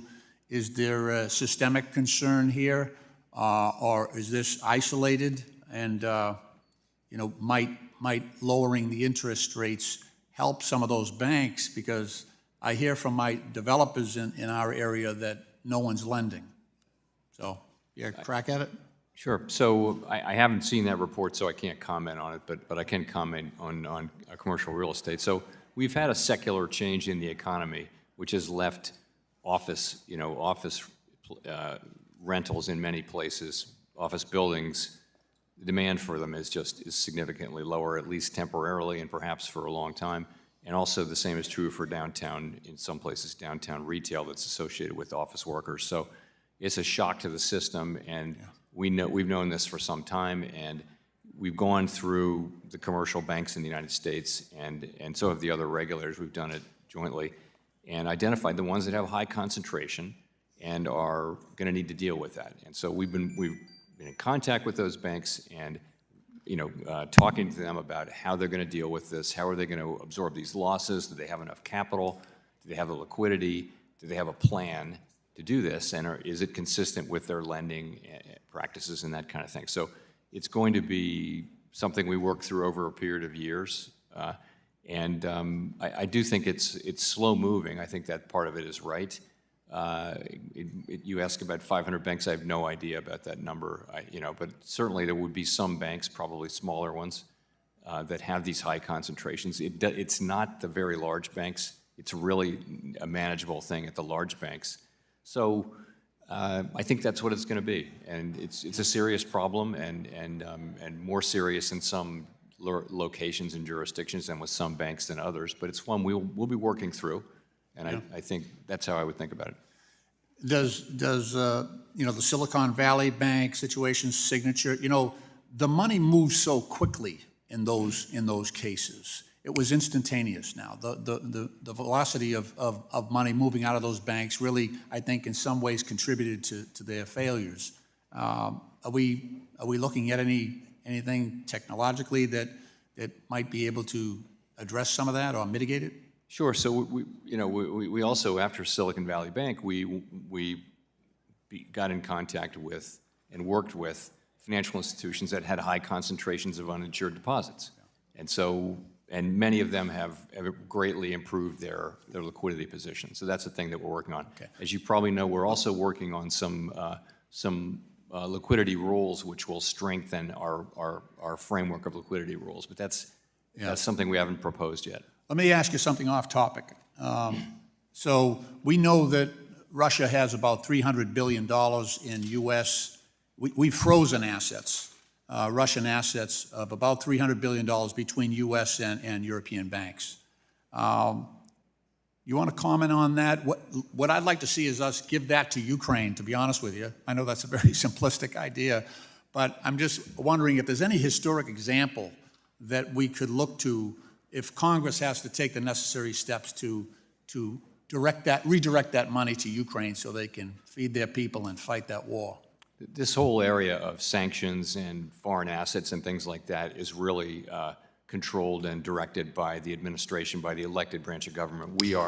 All we are is just a technical seat around, in the back row to help. We don't make those decisions, and I wouldn't comment. I know you're big on history. I was just wondering if there was any examples out there that we might provide guidance to us. Gentleman's time's expired. The gentleman from Texas, Mr. Williams, now recognized for 5 minutes. Mr. Chairman, thank you for being here. When I'm back in my district in Texas, I'm constantly hearing concerns surrounding the fundamentally flawed Basel III. We've talked at length about that today, endgame proposal. These concerns are not only coming from my banking industry, but also from farmers, ranchers, small business owners who are concerned about how this proposal will impact the ability to access capital in the future. And to all of us, did it not raise alarms? And we've heard about the 97% today of public comments on this proposal, and they all came out negative. And Americans across all sectors are worried about the disastrous implications that will follow this proposal and have tried to make that known to banking regulators who continue to ignore them. It is time for federal regulators to take these concerns seriously and, quite frankly, just, I believe, start over. So I urge you and your colleagues to rethink the misguided policy and do what is best for American people, small business, Main Street America, and withdraw the Basel III proposal. Now, Chairman Powell, given the concerns raised by financial institutions, again, farmers, ranchers, et cetera, and other communities across the country, can you elaborate on how the Federal Reserve is responding to and addressing these comments that are mostly negative and request modification, delay, or complete withdrawal of the proposal of Basel? Yes, I will. So we're in the process of reviewing the comments. They were quite voluminous. They were very detailed, a lot of data, a lot of analysis, and that's just what we wanted. So we've got those, and now it's a lot. It's hundreds of them, and we're going through them, and we're just at the point where we're about to begin then turning to the question of what changes should we make to the proposal. We haven't made any decisions. We haven't really gotten to that stage yet, but we're getting, remember, we only got the comments less than 2 months ago. So it's just we're at that stage. So we're looking at it. As I mentioned, my own view is that there will be material and broad changes to the proposal as we go forward. And we haven't really made decisions yet, though. It's just a little bit early for that. We're glad you're looking at it. I want to bring up the long-term debt proposal rule, which would require banks to issue enough long-term debt to cover capital losses. Now, Congress worked to pass legislation requiring the tailoring of regulations to the size of a financial institution. This is meant to protect banks of all sizes and allow for families and businesses in my district to have options to meet their lending needs. So the Fed's long-term debt proposal would undo any sort of regulatory tailoring and puts into place a new long-term debt issuance requirements on regional banks, which require these banks to issue long-term debt both at the parent holding company level and the IDI level. Now, these regional banks will face increased costs when they are already facing towering regulatory burdens from this administration, and those are the banks that people do business with. So, Mr. Chairman, do you believe that this proposal rule goes against the requirements of S 2155, the Economic Growth, Regulatory Relief, and Consumer Protection Act, and will you commit to exploring this issue further with your colleagues? So we're committed to implementing 2155. We believe that the regulatory and regulation and supervision of banks needs to reflect their size and activities, and that's something we'll be considering as we go forward with this. Okay. Short time I got left. Americans continue to feel the pain from runaway inflation created by the Biden administration as everyday costs continue to stay expensive. As you know, I'm in the car business, and inflation is just running rampant in my industry. And the irresponsible and partisan American Rescue Plan forced through Congress by Democrats only made inflation more of a problem. And now American families and businesses have been forced to deal with runaway inflation for 3 full years now, which has caused some major hardships. So quickly, the ARPA injected nearly $2 trillion of deficit spending into our already struggling economy. And how does this type of inflated spending, combined with economic headwinds like supply chain shortages, impact the economy? And doesn't this kind of reckless spending actually fuel the pressures of inflation? I think there are a lot of causes of the inflation we've seen. We saw this inflation everywhere in the world, so the reopening of the economy after with very strong demand and constrained supply. You saw inflation in all the advanced economies.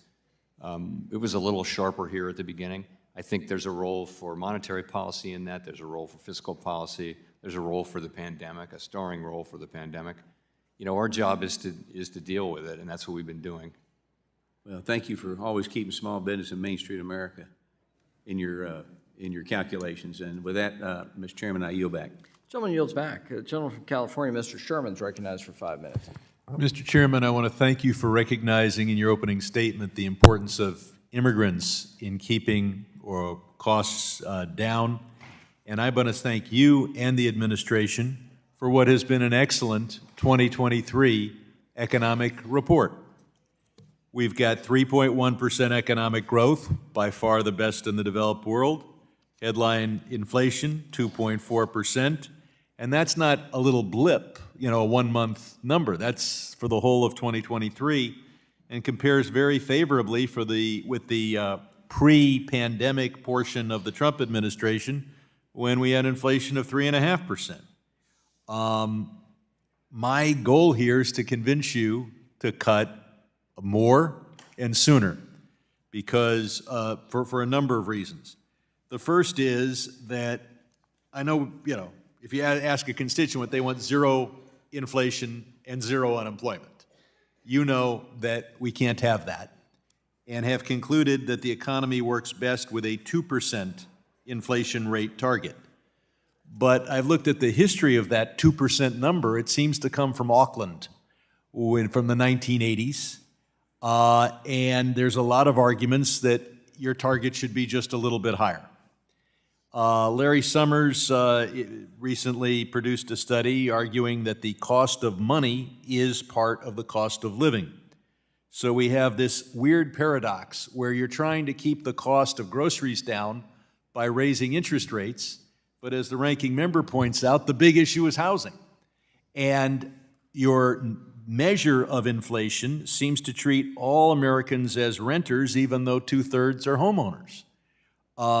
And so When interest rates go up, that's an increase in the cost of living for anyone with an adjustable rate mortgage, anybody looking to buy a house, anybody with a home equity loan.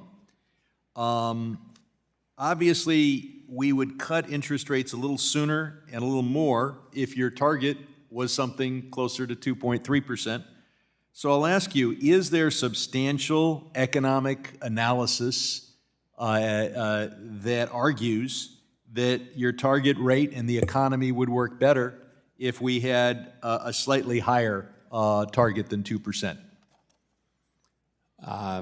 Not really, no. What's happened is, you pointed out New Zealand, but what's happened is that 2% has become the global standard. And it's a pretty durable standard. I don't have any reason to think that it's a problem for the United States to get to 2% inflation. You know, we're at 2.4% right now, headline inflation.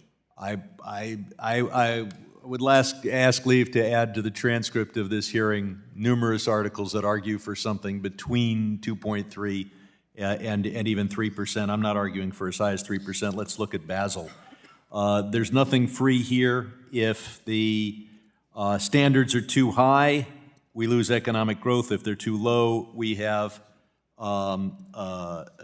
bailouts and bankruptcies. But I think everybody agrees that the standard should be well crafted. You've got a system where everybody drafting this is well dressed and focused on Wall Street, and you've got Basel rules that discriminate against Main Street and for Wall Street. I'll give you some examples. 65 basis, it's 65% if you're a publicly traded company and make a loan to a publicly traded company. You make a loan to CalPERS, they're not publicly traded. Without objection, I'd like to put in their article into the record. And so they're, in effect, going to have a tougher time getting a loan. The local pizzeria is going to have a tougher time getting a loan.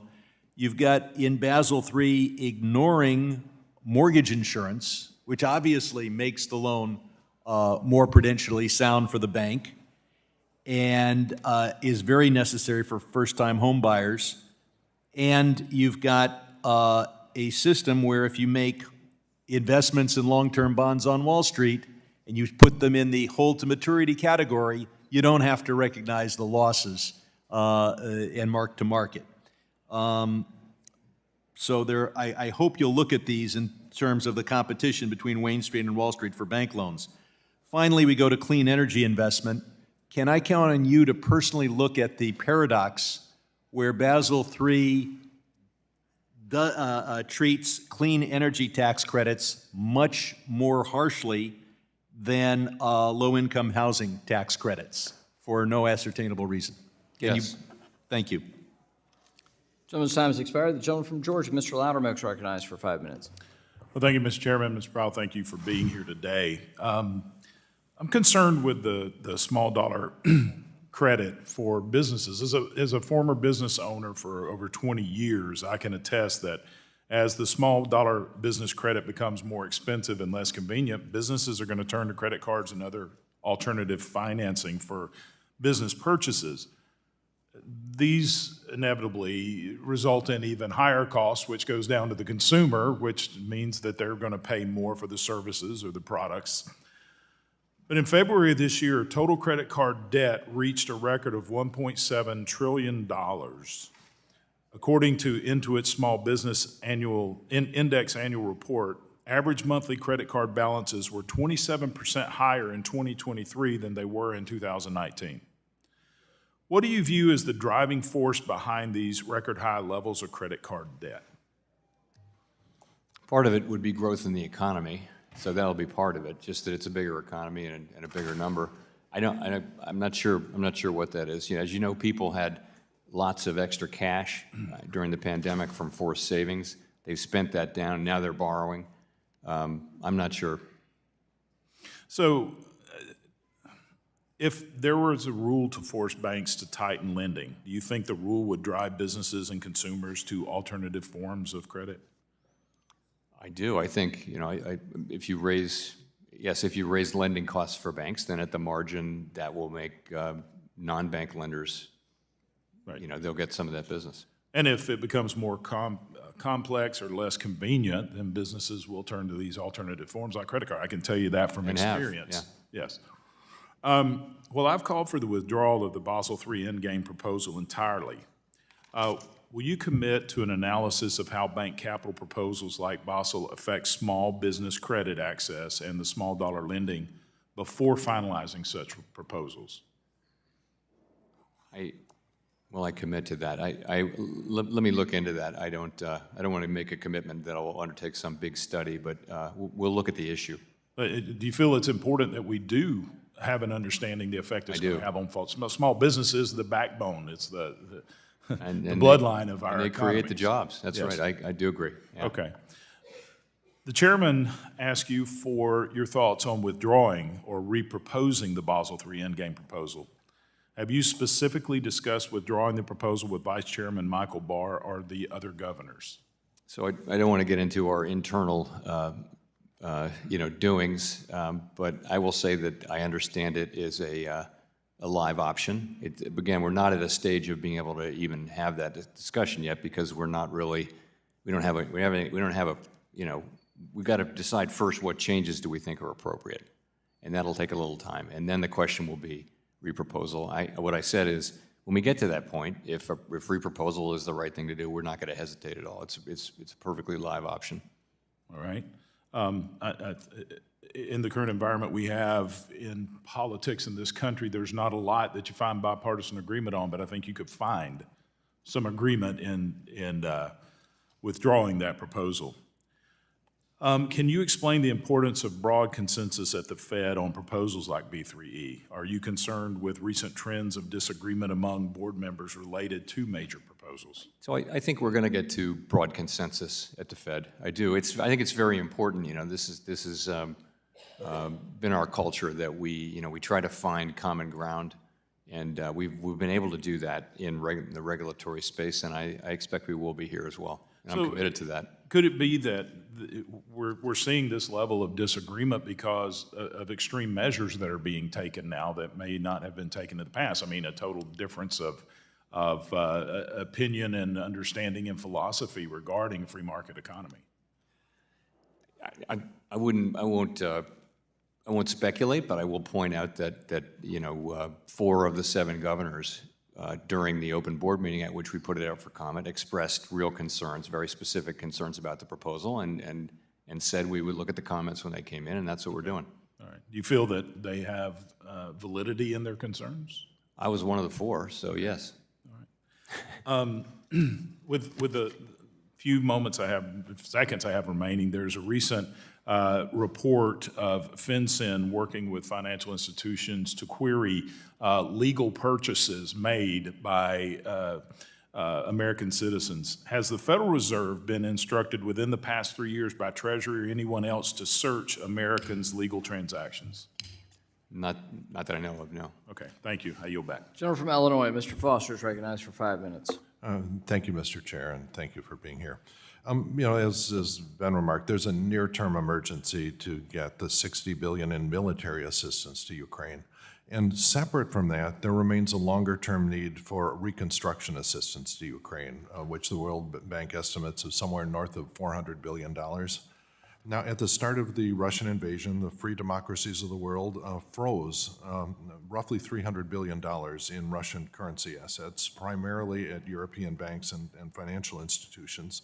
And the Biden administration and many of our allies have recently taken the stance that those assets should be leveraged somehow to provide reconstruction resources to Ukraine.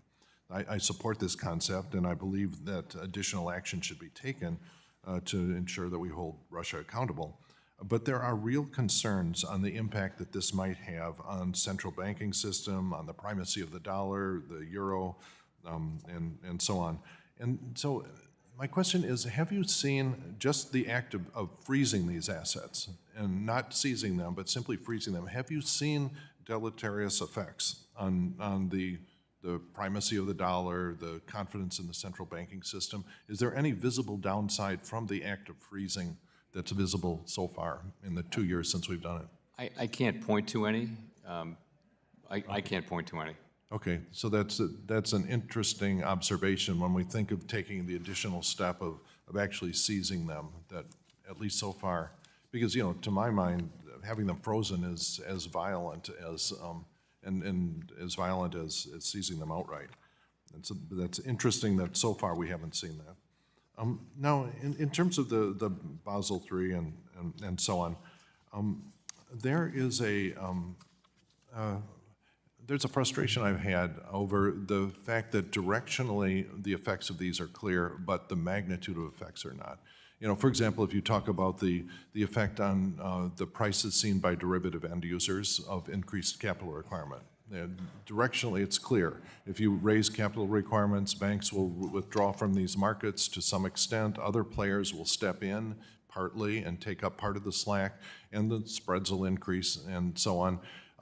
Is the data that you've collected enough for you to actually estimate the magnitude of these effects instead of simply the direction? I think it's really hard to get down to the micro level and try to assess that, because you're right, there would be multiple effects. But you do know that you know the direction, you know what the sign is. That's right, but you know, if you can avoid financial crises with a microscopic increase in prices seen by end users, that's one thing. If it's a very large difference in the price, so that the magnitude matters a lot when you're doing these balancing things. And a lot of it depends on, actually, you need a model for how the different market players will react. And is that really not going to be in the scope of the analysis that you anticipate from the quantitative? I believe we have done some work on that, and I think the banks and other participants have done work on that as well, and come up with a range of answers. But you know, this is I mean, there are just an awful lot of variables in these equations, so it's hard to say with any confidence. I mean, that's why it's hard to, the job of deciding the precise level of appropriate capital is a hard one. Yeah. And now with, you know, with 10 years, we've had two major crises with both a fiscal and a monetary response. Are there the lessons that you can learn now that, you know, I believe, and it seems like your testimony indicates that we're kind of approaching back to normal now, and we've seen in the crisis of 15 years ago, we saw what many people thought was an inadequate fiscal response, that the fiscal response was, you know, less than half of the output gap. And we limited by political, you know, political will to do things. And then, of course, you were limited by the zero bound in what you could do for most of a decade, and we had a long recovery. And the comparison, you know, to the COVID recovery has been very sharp, and it's quite remarkably put us right back on that track. Are there any lessons that you've sort of drawn about the importance of the getting the right balance of fiscal and monetary response to these shocks? So we think about that a lot, and I think I have to start by saying it's too soon to really tell, because the answers you would give today, the picture looks very different than what it looked like a year ago. And so, and a year from now, we'll be looking back going and saying, we've learned so much more. So I think the pandemic is still writing the story of our economy right now, and we should just be prepared to be surprised with the next chapter, as we were with 2023, the very strong growth, the sharp decline in inflation while the labor market remained very strong. Very few forecasters had that, but we can talk about it. Gentleman's time has expired. We'll now go to the gentleman from Ohio, Mr. Davidson, for 5 minutes. Thank you, Chairman. Chairman Powell, thank you for being here today and for your testimony. I'd like to start off, first of all, by completely echoing everything Congressman Barr said. A lot of us have talked about Basel III endgame, and I think Congressman Barr kind of nailed the thought process. I do hope you'll kind of withdraw that and take the comments you've heard from here and from so many others about the hazards with the current approach.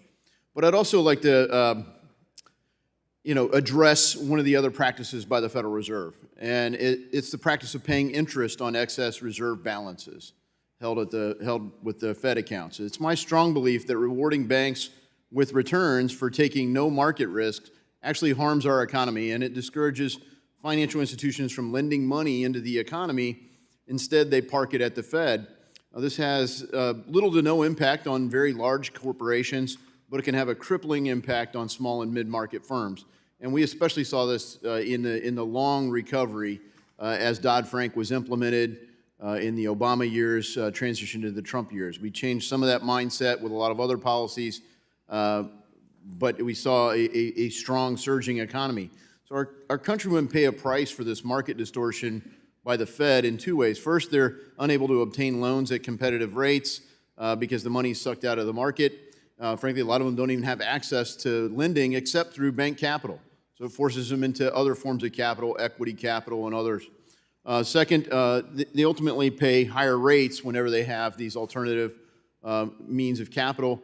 And so today I've introduced a prohibition on the IOER Act, which would prohibit the Federal Reserve from paying interest on excess reserves. By eliminating IOER, we can begin to return our economy to the undistorted free market economy it's supposed to have. You know, the alternative is you could simply raise requirements. We see some of those moral hazards when you do it across the board with approach like Basel. So what's your case for why you should keep paying interest on excess reserves? Well, as you know, we don't see the downsides that you're talking about. You know, banks have a cost of funds and they have what they can earn, and that's what really matters is the spread. And if they wanted to do it, they could simply buy treasuries on their own, and they could do that independently. I suppose they can independently keep it at the Fed, but they don't have to buy. They don't even have to put it on their own balance sheets in the same way. They've got immediate liquidity with Fed overnight account. So I don't see how that's different than what they could already do. What I was going to say was, you know, banks can earn a much bigger spread by lending to corporates. So their incentive to lend is the same as it always was.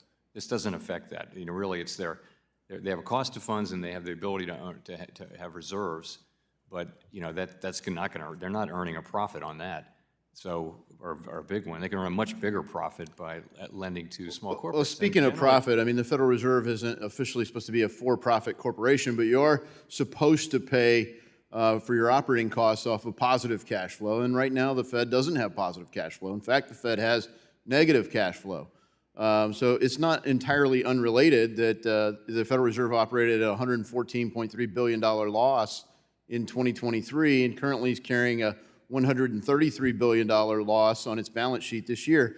So it's, you know, not the right approach, I think, to be paying essentially that much out in excess reserves to banks that are holding capital in the Fed when they could be deploying it into the market. So right now, the interest you're paying banks and money market funds exceeds the income you're getting on the $7.6 trillion balance sheet assets that you have, to the tune of $133 billion asset.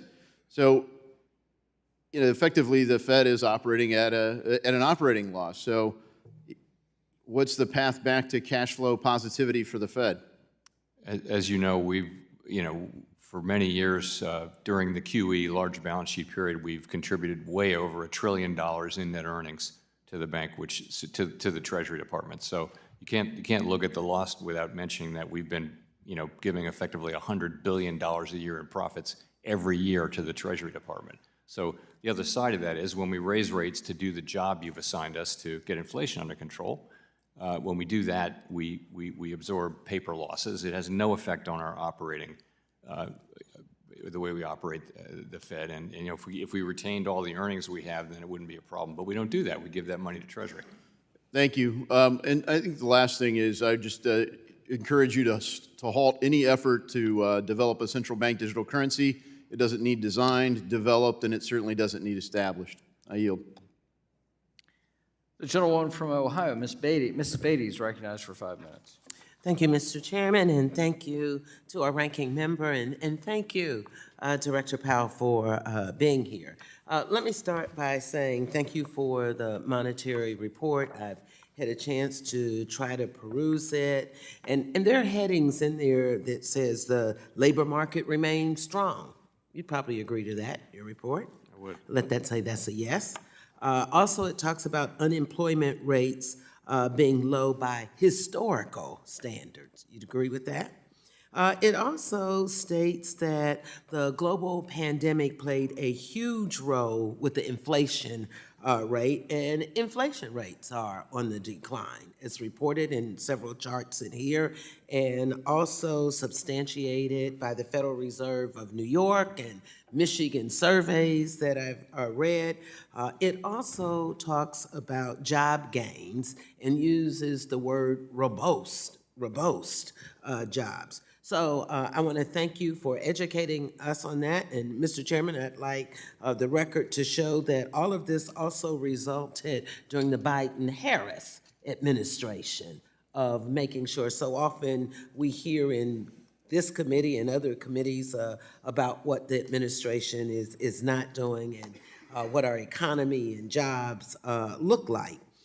Now let me move on to something that's very dear to me, and want to thank our ranking member for bringing it up, and that's the lack of affordable housing, which is one of the primary things that I hear about when I'm back home. I'm on more panels to try to explain what you do, what we do, or oftentimes what we don't do and why we have this. While I know that interest rate hikes have successfully brought down the inflation, rising rates have also had an adverse effect on the cost and the pace of housing construction and costs. Are you concerned about the effects that interest rate hikes are having on the cost of financing new construction? And the second part, how do you expect to control for long-term housing inflation that might have a potential rate cuts, how it might affect that? So our policy to bring inflation down is to raise interest rates, and that works through several channels. One of them is probably the most important, is interest-sensitive spending, and within that you have housing and durable goods and things like that. So, you know, during the early days of the pandemic, the housing industry was about to all go bankrupt, and all of the facilities that we did really supported that industry through their critical time. When we're going in the other direction, when we're raising rates, housing is definitely affected. We understand that. It's not something we want to have happen, just it is the reality that housing will slow a lot when you raise interest rates. We've done that, and we're doing it for the longer run benefit of the people we serve to restore price stability, which is beyond value for people to have price stability. We get it that in the near term, that's higher rates, that's fewer sales, people are locked into low rate mortgages, we get all that, but we got to do this because it'll benefit the country and people in the longer run. And I have a great appreciation for that. But also when I go back home to the district, what I hear a lot from agencies and individuals who work with advocacy groups, that the effects of interest rate hikes are not borne equally to all American households. So we hear that, and there's no doubt that low-income and minority communities are hit the highest or the hardest by these monetary policy changes. Black households and business owners have historically faced challenges with home ownership and access to capital, and they're disproportionately impacted by the rate hikes. Does the Fed, do you have anything that you could help me with this dilemma and how we can better achieve economic goals in a more precise and equitable manner? So I think it's working. You see inflation coming down, and that's why I do think it's likely at some time this year, if the economy, proceeds along the path we expect, that we will begin to reduce rates. So that's really the path that we're on, and I do hope it works out that way. And when you say, I don't have a lot of time, but when you say economy, what does that mean? Helping poor people and black people get more jobs, more money? So our forecast is for continued strong growth, a continued strong labor market with wages going up and also with inflation coming down. So that kind of an economy. Okay, my time is up. I yield back. Thank you. The gentleman from Tennessee, Mr. Rose, is now recognized for 5 minutes. Thank you, Chairman McHenry and Ranking Member Waters, for holding this hearing, and thank you, Chair Powell, for being with us today. I'd like to start by discussing the Independent Automated Teller Machine Owners or Operators section of the Bank Secrecy Act Examination Manual. I want to ensure that financial institutions will not be discouraged from providing banking services to the independently owned ATM industry. In 2021, you made it clear that the industry does not automatically present a higher risk for illicit finance. I'd like to know what efforts have been made by the Federal Reserve to fully communicate that position to financial institutions across the country. I will have to get back to you on that one. All right.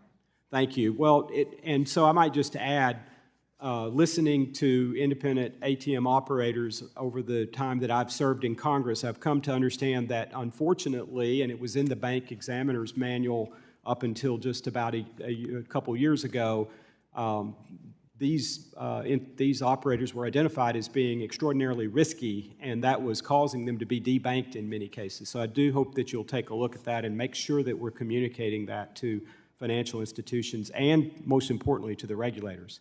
Chair Powell, Tennessee is home to over 1,000 foreign-based businesses that have chosen to invest in our state and create more than 160,000 jobs. These jobs are reliant upon cross-border financing provided by global banks, including foreign banking organizations. The Federal Reserve has long maintained the principles of national treatment and equality of competitive opportunity when regulating foreign banks and assessing them based on their U.S. operations. Are you still committed to these principles? Yes. And how will these principles be reflected as you move to finalize the Basel Endgame proposal? So we have received a whole separate set of comments from the foreign banks, and we'll look at those, very much in that spirit and make appropriate changes. Thank you. Chair Powell, the Basel III Endgame will incentivize firms to transfer credit risks off their balance sheets. One avenue for such a transfer is synthetic securitization, the framework of which must be approved by the Federal Reserve. However, it is my understanding that there is a substantial backlog of reviews and approvals of these securitization frameworks. It is concerning that the Federal Reserve is directing the risk transfer, yet also impeding it, in my view. Can you comment or can you commit to reviewing this approval process and taking steps to reduce the backlog of pending securitization applications? So as I understand it, these transactions are becoming popular right now. There's a lot of appetite to do them, and we're not stopping them. We're just being careful because there were similar things that happened about credit risk transfer during the global financial crisis that didn't actually work out. So we want to make sure that these structures really do actually durably transfer, and we think that they do, but we just need to be careful because the last experience with these was difficult back in the last crisis. So it's just something that we're not intending to slow these down, and I think we'll try to get through it.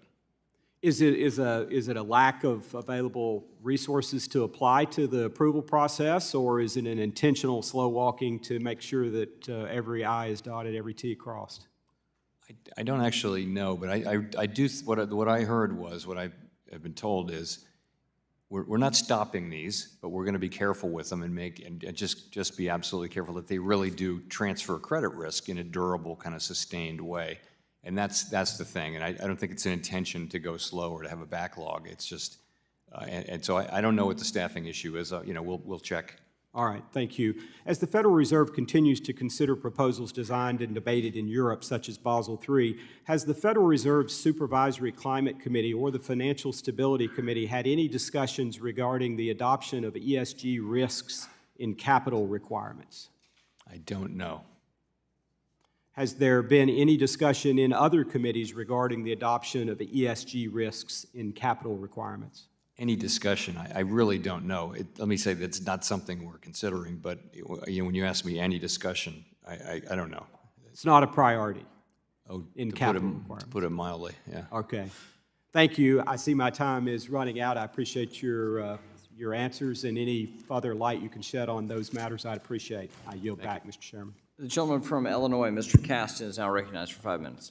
Thank you, Mr. Chairman, and thank you, Mr. Chairman, for being here today. I want to start just with following up on the exchange you had with Mr. Sherman. As I think you know, I led a letter with 106 of my colleagues with concerns about specifically the clean energy tax equity provisions in Basel. I appreciate your commitment to look at that. I wonder if I could just put a little bit of a sharper point on it.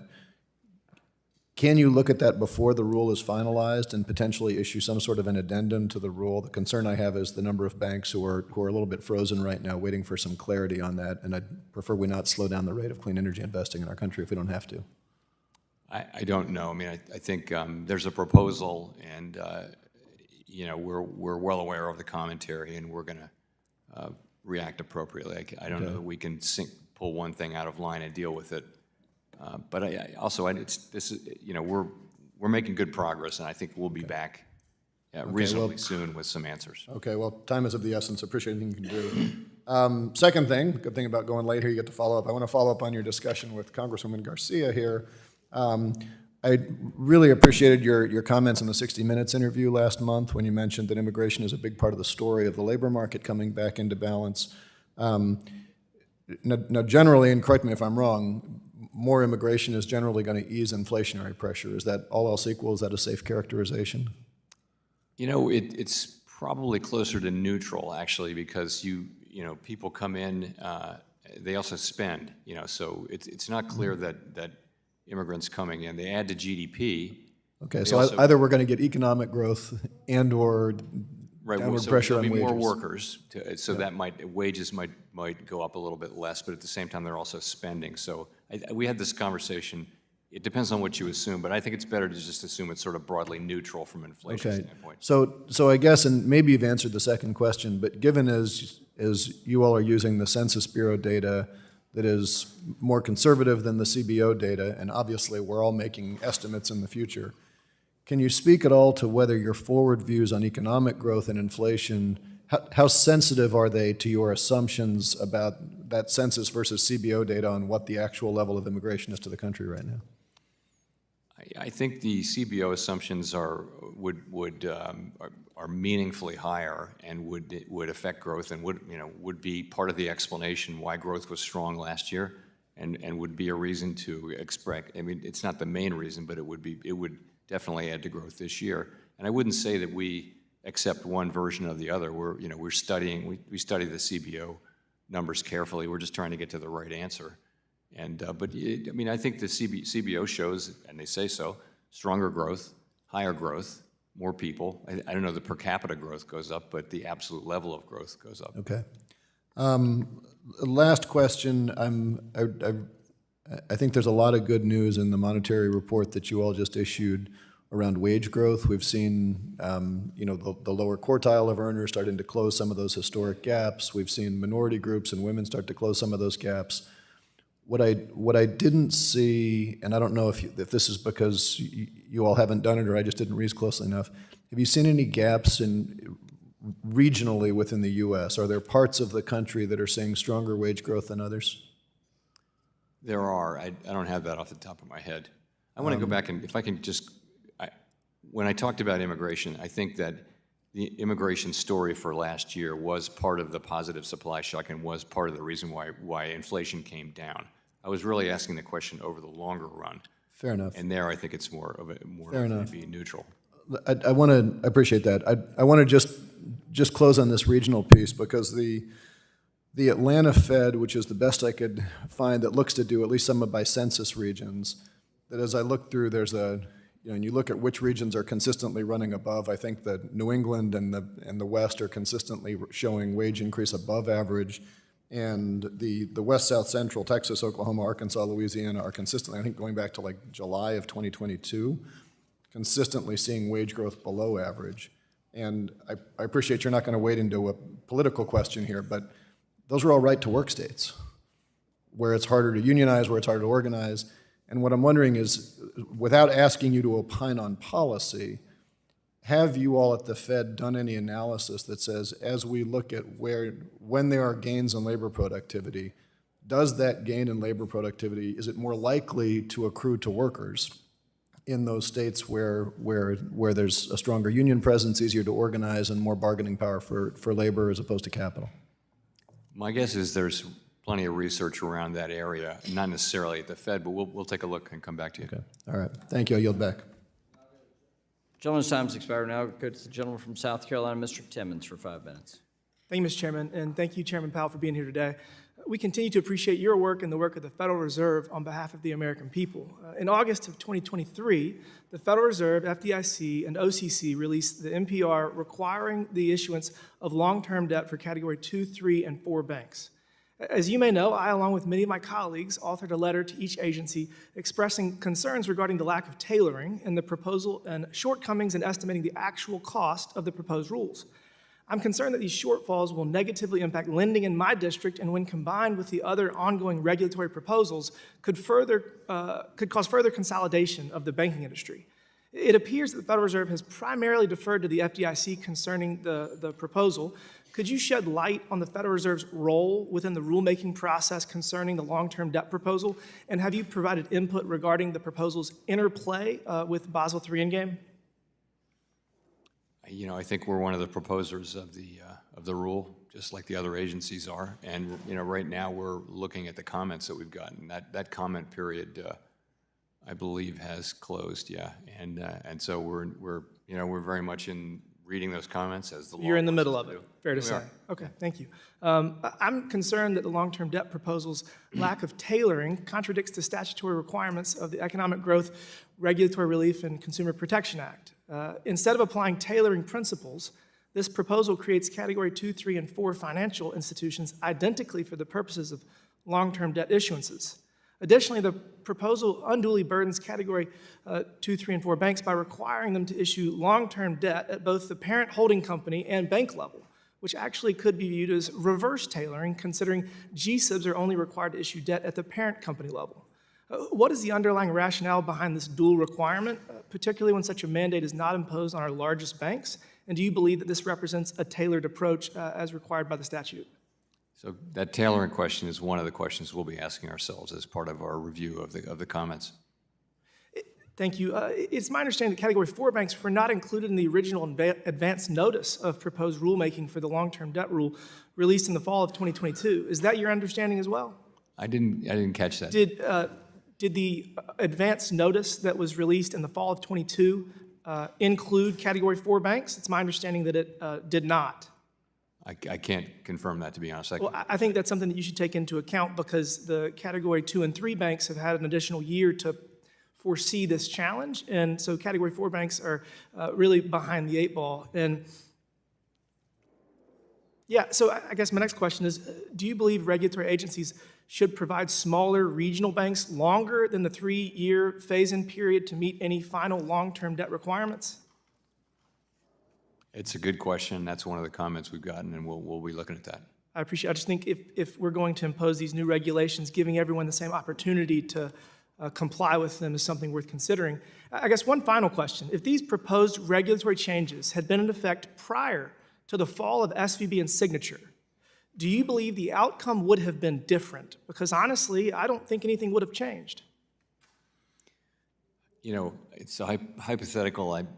I'm tempted to say that if there had been more long-term debt there that was specifically there to absorb losses.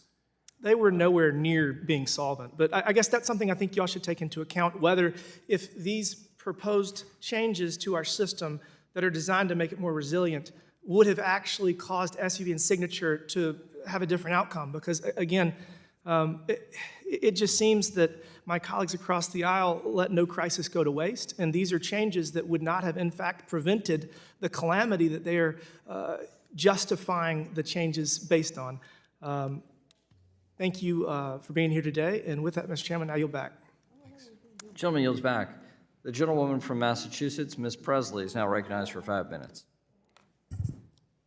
Thank you. Due to the Fed's aggressive interest rate hikes, mortgage rates have surpassed 7%, rising to 20-year highs, leaving many credit-worthy and mortgage-ready homebuyers without a path to home ownership. This is a problem for everyone. It's an urban issue, it's a suburban issue, it's a rural issue. Chairman Powell, I welcome the decision of the Fed to pause rates at the end of last year. But for families in my district and across the country, that is not enough. We need the Fed to start cutting because, like the rent, interest rates are too damn high. Chairman Powell, you've previously indicated that the Fed may cut rates this year. What would you expect the impact of lowering interest rates to be on the housing market specifically, including the rental, purchase, and construction market? So we know that higher rates, of course, have slowed down the rate of activity. So if at such time as we start to lower interest rates, housing market will pick up broadly across new home construction and new home sales. The number, as you know, many households are in very low rate mortgages and they really can't sell because they'd have to refinance into a high rate mortgage. That'll go away over time. So ideally, the housing market would go back into a more normal phase, but one with lower inflation in the broader economy. Right, so just to further reiterate that, interest rate cuts would have a great benefit. Just yesterday, actually, I met with a number of representatives from state housing finance agencies from throughout the country, and they were talking about the barriers to affordable housing projects given the current interest rate environment. Obviously, higher interest rates have raised costs for affordable housing developers, and many of them have chosen to slow down or halt construction entirely. So fewer homes are being built, which means fewer people are being housed. So given that we already, would you agree? So given that we already had a massive shortage of affordable housing supply prior to the pandemic, when interest rates were below 2%, the current rate, 5.5% rate, has been devastating. And the price of homes across the country have remained stubbornly high. It's clear that the current state of our housing market is impacting everyone and disproportionately hurting those who need stability the most. Does this concern you? So our job is to do price stability and maximum employment. We don't target the housing market. And we're doing our jobs. That's what we're doing. It's not something we want to see, but does this is impact the on the path housing to restoring market? price stability. But does it concern you, Chairman Powell? Does it concern me? Yes. It would Fewer homes are being built, so fewer people are being housed. This is the job we've taken on. All right. Well, it concerns me greatly. Chairman Powell, the Fed's interest rate hikes have not been sufficient in addressing housing inflation. Do you agree that we need a more robust fiscal response to increase the supply of affordable housing and to lower costs nationwide? So we don't take opinions. We don't express opinions on things like that. I will say that there is a structural housing shortage in the United States, and that's really the longer run problem. The problem with high interest rates is a short run problem. The longer run problem is lack of supply. Well, that's why it is critical that Congress pass legislation and appropriation bills that will make those necessary investments in housing for all. Given the way that Ranking Member Waters fought for a $150 billion investment in housing and Build Back Better, I know on this side of the aisle that my colleagues and I are ready and waiting for the Republican majority to take housing inflation seriously. Housing affordability is the #1 issue I'm hearing about from my constituents. Families in my district and throughout this country need relief now. I truly hope the Fed will listen to them and cut interest rates. Thank you. I yield. Gentlelady yields back. The gentleman from South Carolina, Mr. Norm, is recognized for 5 minutes. Thank you, Chairman Powell. I think other people have noted about the crisis in the office building market across this country. That's a line of work we're in. I can tell you it's real. I can tell you the buildings that are effectively vacant, it's going to have an effect on the taxes paid. It's going to have an effect on rents. As far as affordability in housing, the rates are one thing, but my good friends on the other side of the aisle don't realize that housing has got over 200 components to it. One of the biggest is gas prices. And as long as we're buying gas from countries that hate America and don't manufacture our own, housing isn't coming down. I don't know how you define affordable anyway. It's going to continue a downward slide. And I'm from a state in South Carolina that people are moving in. And we're not going to have the housing starts that we should have because of the policies of the Biden administration, which is train wrecking this entire economy. On regulations, on Regulation 2, which is has the guardrails for credit card fees, how do you answer and I know the caps you're looking at adjusting that. How do you answer the charge that this is really should not be, you're getting in the way of banks charging fees according to what their costs are? How does the regulations affect that, particularly Regulation 2? Is this a Fed regulation we're talking about, Yes, or is this the CFPB regulation? No, this is, for my record, it's the Federal Reserve has finalized the routing restrictions and proposed tighter and adjusting the price caps that currently exist. Is that not right? doesn't ring a bell with me. It may well be right. I'm not familiar If you with could that. look at that, I know will. all the credit unions and banks have got some concerns on that. I will come back to you on that. Okay, I appreciate it. Do you need a letter from us, or? No, we'll come back to you. Okay, thank you. CRA, for those of us who have been involved with banking for a long time, the regulations, having a clear set of standards that we abide by and know where to put the money to, should we have regulations out that we can read about what's going to be acceptable and what's not? Sorry, I didn't get your question. The regulations on, the changes in regulations for CRA. Right. What about it? I'm sorry, I missed your question. When are the regulations going to be out that we'll know, the banks will know what's acceptable for CRA and what's not acceptable? So the final rule, of course, is out. I think we're working on, there's a lot of work to do. The requirements don't really kick in, most of them for a couple of years at least. So I think we're working on the follow-up regulations. Okay, that's really important for all the banks, because they want to make sure they qualify, and where the dollars are spent, they need to make sure that it's going at the right spot, because the credits won't be applied unless that's it. The Fed now, where the Federal, I think, Reserve launched and is operating this now, how is the participation rate going with that? Slow, real slow. It's early days. There are network effects. These things they go slow until they don't. And it was the same way with ACH. You may remember back in the day. Right. So we're at fewer than 500 banks are in there now. We're working away at it. We expect it'll take some time, but it's there, and we think it'll be beneficial. We had a lot of support from smaller banks to build it, as you know. Is the pricing below cost? I don't believe so, no, not longer run cost. Okay.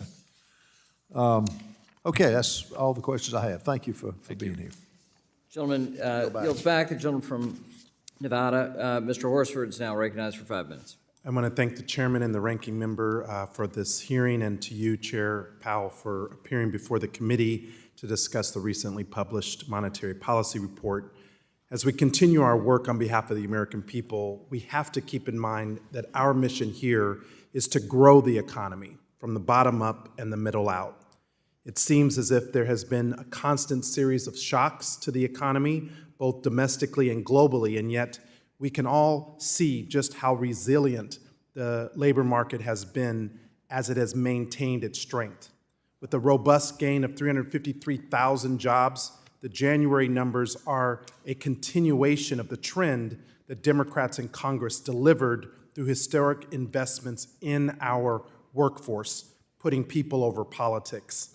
In light of this relative economic strength, I really want to implore the Federal Reserve to take stock of the holistic economic picture before making decisions on monetary policy, and to pay particular attention to those communities that have been historically left behind during times of accelerated recovery. I want to add to the questions from my colleague, Congresswoman Presley, Chair Powell. At a time where it has become increasingly difficult for working people and people of color in particular to purchase a home, I worry that rising mortgage rates will put working families even further behind on accessing the wealth and equity that a home provides. So what actions, if any, is the Federal Reserve considering to better understand and to mitigate the impacts that your Basel III proposal may have on minority borrowers who disproportionately rely on high LTV mortgages due to the generational wealth gap that persists?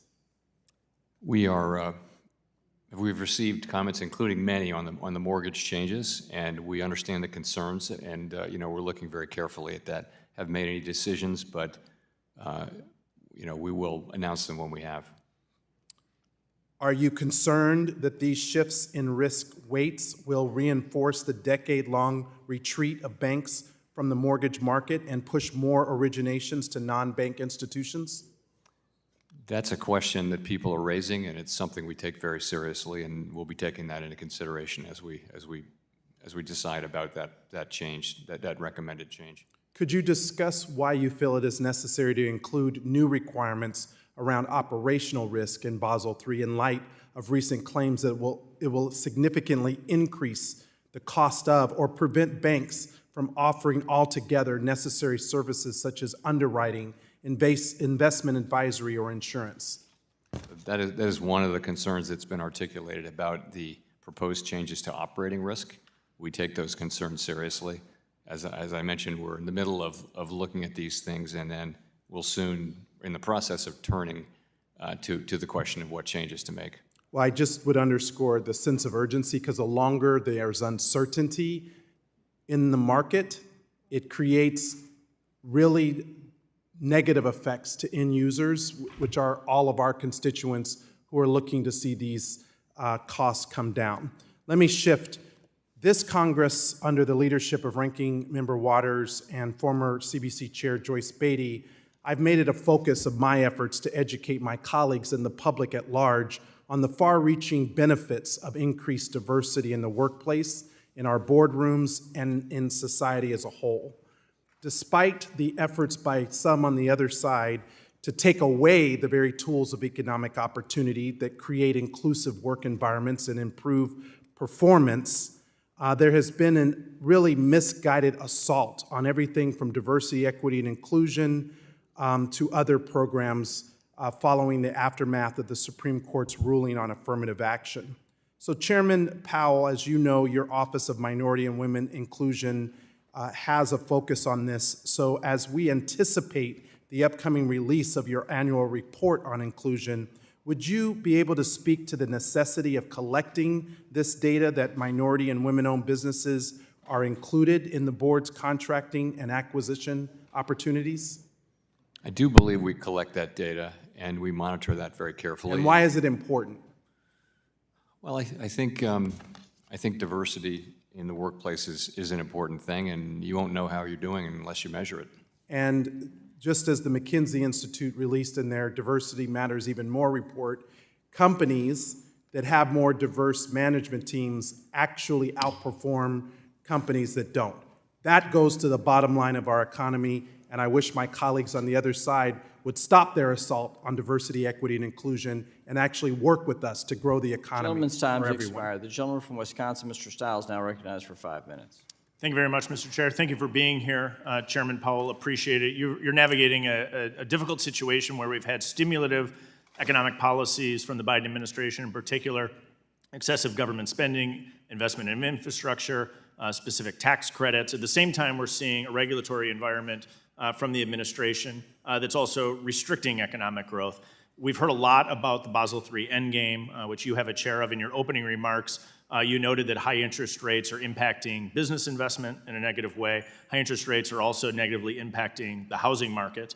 As we look at Basel III endgame, I've heard from a wide array of stakeholders, from those that are commenting on increase in bank capital standards, the negative impact that would have on the housing market, as well as from the business community, the impact that would have on their ability to invest in capital infrastructure and increase employment. Does the broad diversity of voices who hold concerns on the Basel III endgame concern you? I would say that I've articulated concerns, and we're reading those comments, and we're very much in the process of assessing what we need to do to address them. Thank you. I appreciate your time on that. Shifting gears slightly, as you may know, the Securities and Exchange Commission held an open meeting today to approve the final climate change rule. It's a significant regulation that I think would have a significant impact on the economy. Can you comment how the Fed thinks about the economic impact of this new regulation, or regulations more broadly, and in particular their impact on both inflation and on employment?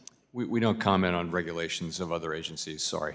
And you'll review that if it's put in place, or you'll review the economic impact as the empirical data comes forward?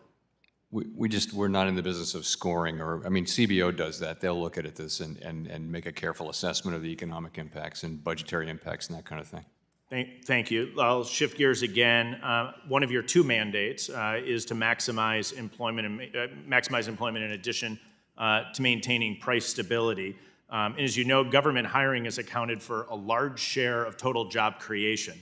More than 600,000 public sector jobs were created last year, and the federal government now employs nearly 3 million workers. So when you're examining employment data, how does the Fed view the impact of the public sector employment growth relative to private sector economic growth? In other words, how do the two data points factor into your assessment of how the broader economy is performing? So the jobs are jobs, right? But I think we would tend to look at private sector jobs to get a better assessment. Private sector job creation is a better indicator of kind of the private sector momentum in the economy. But we look at both. I mean, they both count. Does the dramatic increase in the private sector number of jobs give you any pause or concern as it relates to? You mean in the public sector? In the public sector. Sorry if I misspoke. Yes, the public sector. The truth is the public sector was unable to hire at the beginning because wages went up a lot in the private sector at the beginning of the pandemic inflation, and public sector can't respond to that. So there's some catch-up hiring going on there now. Now that things are settling down to normal, I think there's some catch-up hiring. I'm not sure it's an issue we're concerned about. Okay, I'll shift gears in my final minute just to talk a little bit to get your perspective on the macroeconomic developments that are having an impact on our monetary policy, specifically as we think about the potential for a productivity boom from AI to work at home to other factors. The data is probably too early to tell whether or not we're having a true productivity view, but how does the Fed view the adoption of some of these new technologies, in particular AI, as it relates to labor productivity? So everyone's looking at AI for that question, and it's hard to say, actually. We've had really nice productivity in the last year or so, but it's probably still very much affected by the post-pandemic factors that we're seeing. I think we need to see more to understand whether there is a longer-term boom. AI certainly has the capacity to either augment labor or to replace labor, and that's a key question. We really don't know which of the two it will do. Tons of money being invested in it, and so it's likely to drive significant productivity. I would say right now technology, but also higher labor mobility. A lot of people quitting during the really tight labor market, and also the rise in startups. There were a lot of people started companies during the pandemic. Those are the kind of things that do add up to higher productivity over time. So there is hope that we'll see some productivity out of this. Thanks for your comments today, Mr. Chair. I yield back. Gentleman yields back. We'll go to the last questioner of the day, the gentleman from New York, Mr. Torres, for 5 minutes. Thank you, Mr. Chair.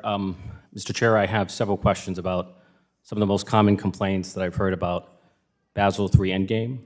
I have an open mind on the subject, but I want to hear your response to some of the arguments that have been leveled against it. First, the Fed has repeatedly reassured the public that the banking system is well capitalized. Yet the Fed is advancing Basel III on the assumption that the banking system is undercapitalized. So the first question is, how do you reconcile the Fed's repeat assurances about a well-capitalized banking system with Basel III's assumption of an undercapitalized banking system? The second question, if the purpose of Basel III is to align U.S. banks with their banking peers elsewhere in the world, why is the Fed imposing requirements that are more stringent than those prescribed by Basel III? In other words, why is the Fed, quote unquote, gold plating? The third question is, how do you reconcile Basel III's recommendation for standardization with Congress's statutory requirement for tailoring? Standardization would seem to be in conflict or in tension with regulatory tailoring. And the fourth and final question, do you think that Basel III could have the unintended consequence of reinforcing the trend toward shadow banking, which would mean less regulation, not more? Is there a sense in which we are transferring risk from the regulated sector of the financial system to the deregulated sector? So I bombarded you with 4 questions, and I'll give you the time you need to answer them. I'm going to have a hard time reading my handwriting here, but I'll start with yes to the fourth one. I'll give you that one because that is clearly a risk. We've seen intermediation activity moving out of the regulated system, and this has the risk of doing more of that. So what was, in a word or two, what was the one again?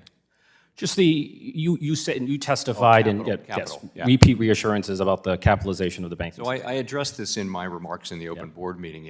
Higher capital is always going to add to safety and soundness, but there's a cost. Right. And so identifying the precise right level is very, very difficult. It's hard to do it objectively. I've said for years in these rooms that I thought that the level of capital in the U.S. banking system was about right. So I posed, and I voted for all these increases during Dodd-Frank, so I think it's a very fair question. We'll be looking at that. The second one was The concern about gold plating. about Gold plating? gold plating. Yeah, no, it is, and I said this in my public remarks, that we're exceeding the minimums with this proposal, and we also exceeded what the other big jurisdictions are doing, and so that's a question. That's a good question. I'll agree. Okay, great. And the third? And the third is, I think you more or less, and standardization versus tailoring. Standardization of, it was something Yeah, specific. so Congress passed a statute Oh, you requiring read regulatory tailoring. No, that's an And do you excellent think question. Basel III is in I compliance with addressed that in my statute? comments too. I think you're right. We do need to take on board the lessons of Silicon Valley Bank as it relates to the smaller, large banks, but we don't need to throw away the tailoring that's required by the law, but also that is appropriate if we're going to have a diverse banking system.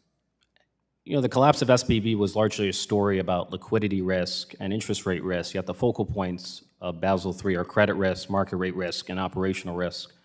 Like, what is your response to the criticism that the Fed should focus its energies on addressing the forms of risk that were responsible for the SVB bank failure rather than focusing on forms of risk that were largely unrelated to it?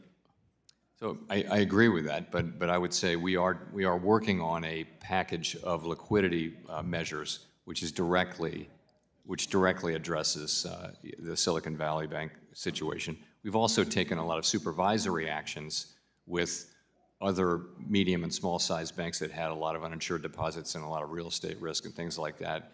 So we've been doing quite a lot on the supervisory section that it doesn't require new rules. And then finally, as you know, the crippling cost of housing accounts for a third of inflation. One of the most powerful tools for producing and preserving affordable housing is the low-income housing tax credit, which has financed nearly 4 million units of affordable housing. The banking system accounts for 85% of LIHTC investments, and there's a concern that Basel III, in its present form, would diminish the availability of LIHTC and the amount of affordable housing development. And so I'm just curious, is that on your radar, and is that something you're willing to examine? Yes, it is. So with that, I'll leave it at that. Thank you. Gentleman yields back. That's the final questioning of the day. We committed to the chair that would be done with a hard stop by 1 p.m. It's nice when we can honor our commitments. So I'd like to thank Chair Powell for his testimony today. Without objection, all members will have 5 legislative days in which to submit additional written questions for the witness to the chair. The questions will be forwarded to the witness for his response. I ask you, Chair Powell, please respond as promptly as you possibly can. And with that, this hearing is adjourned.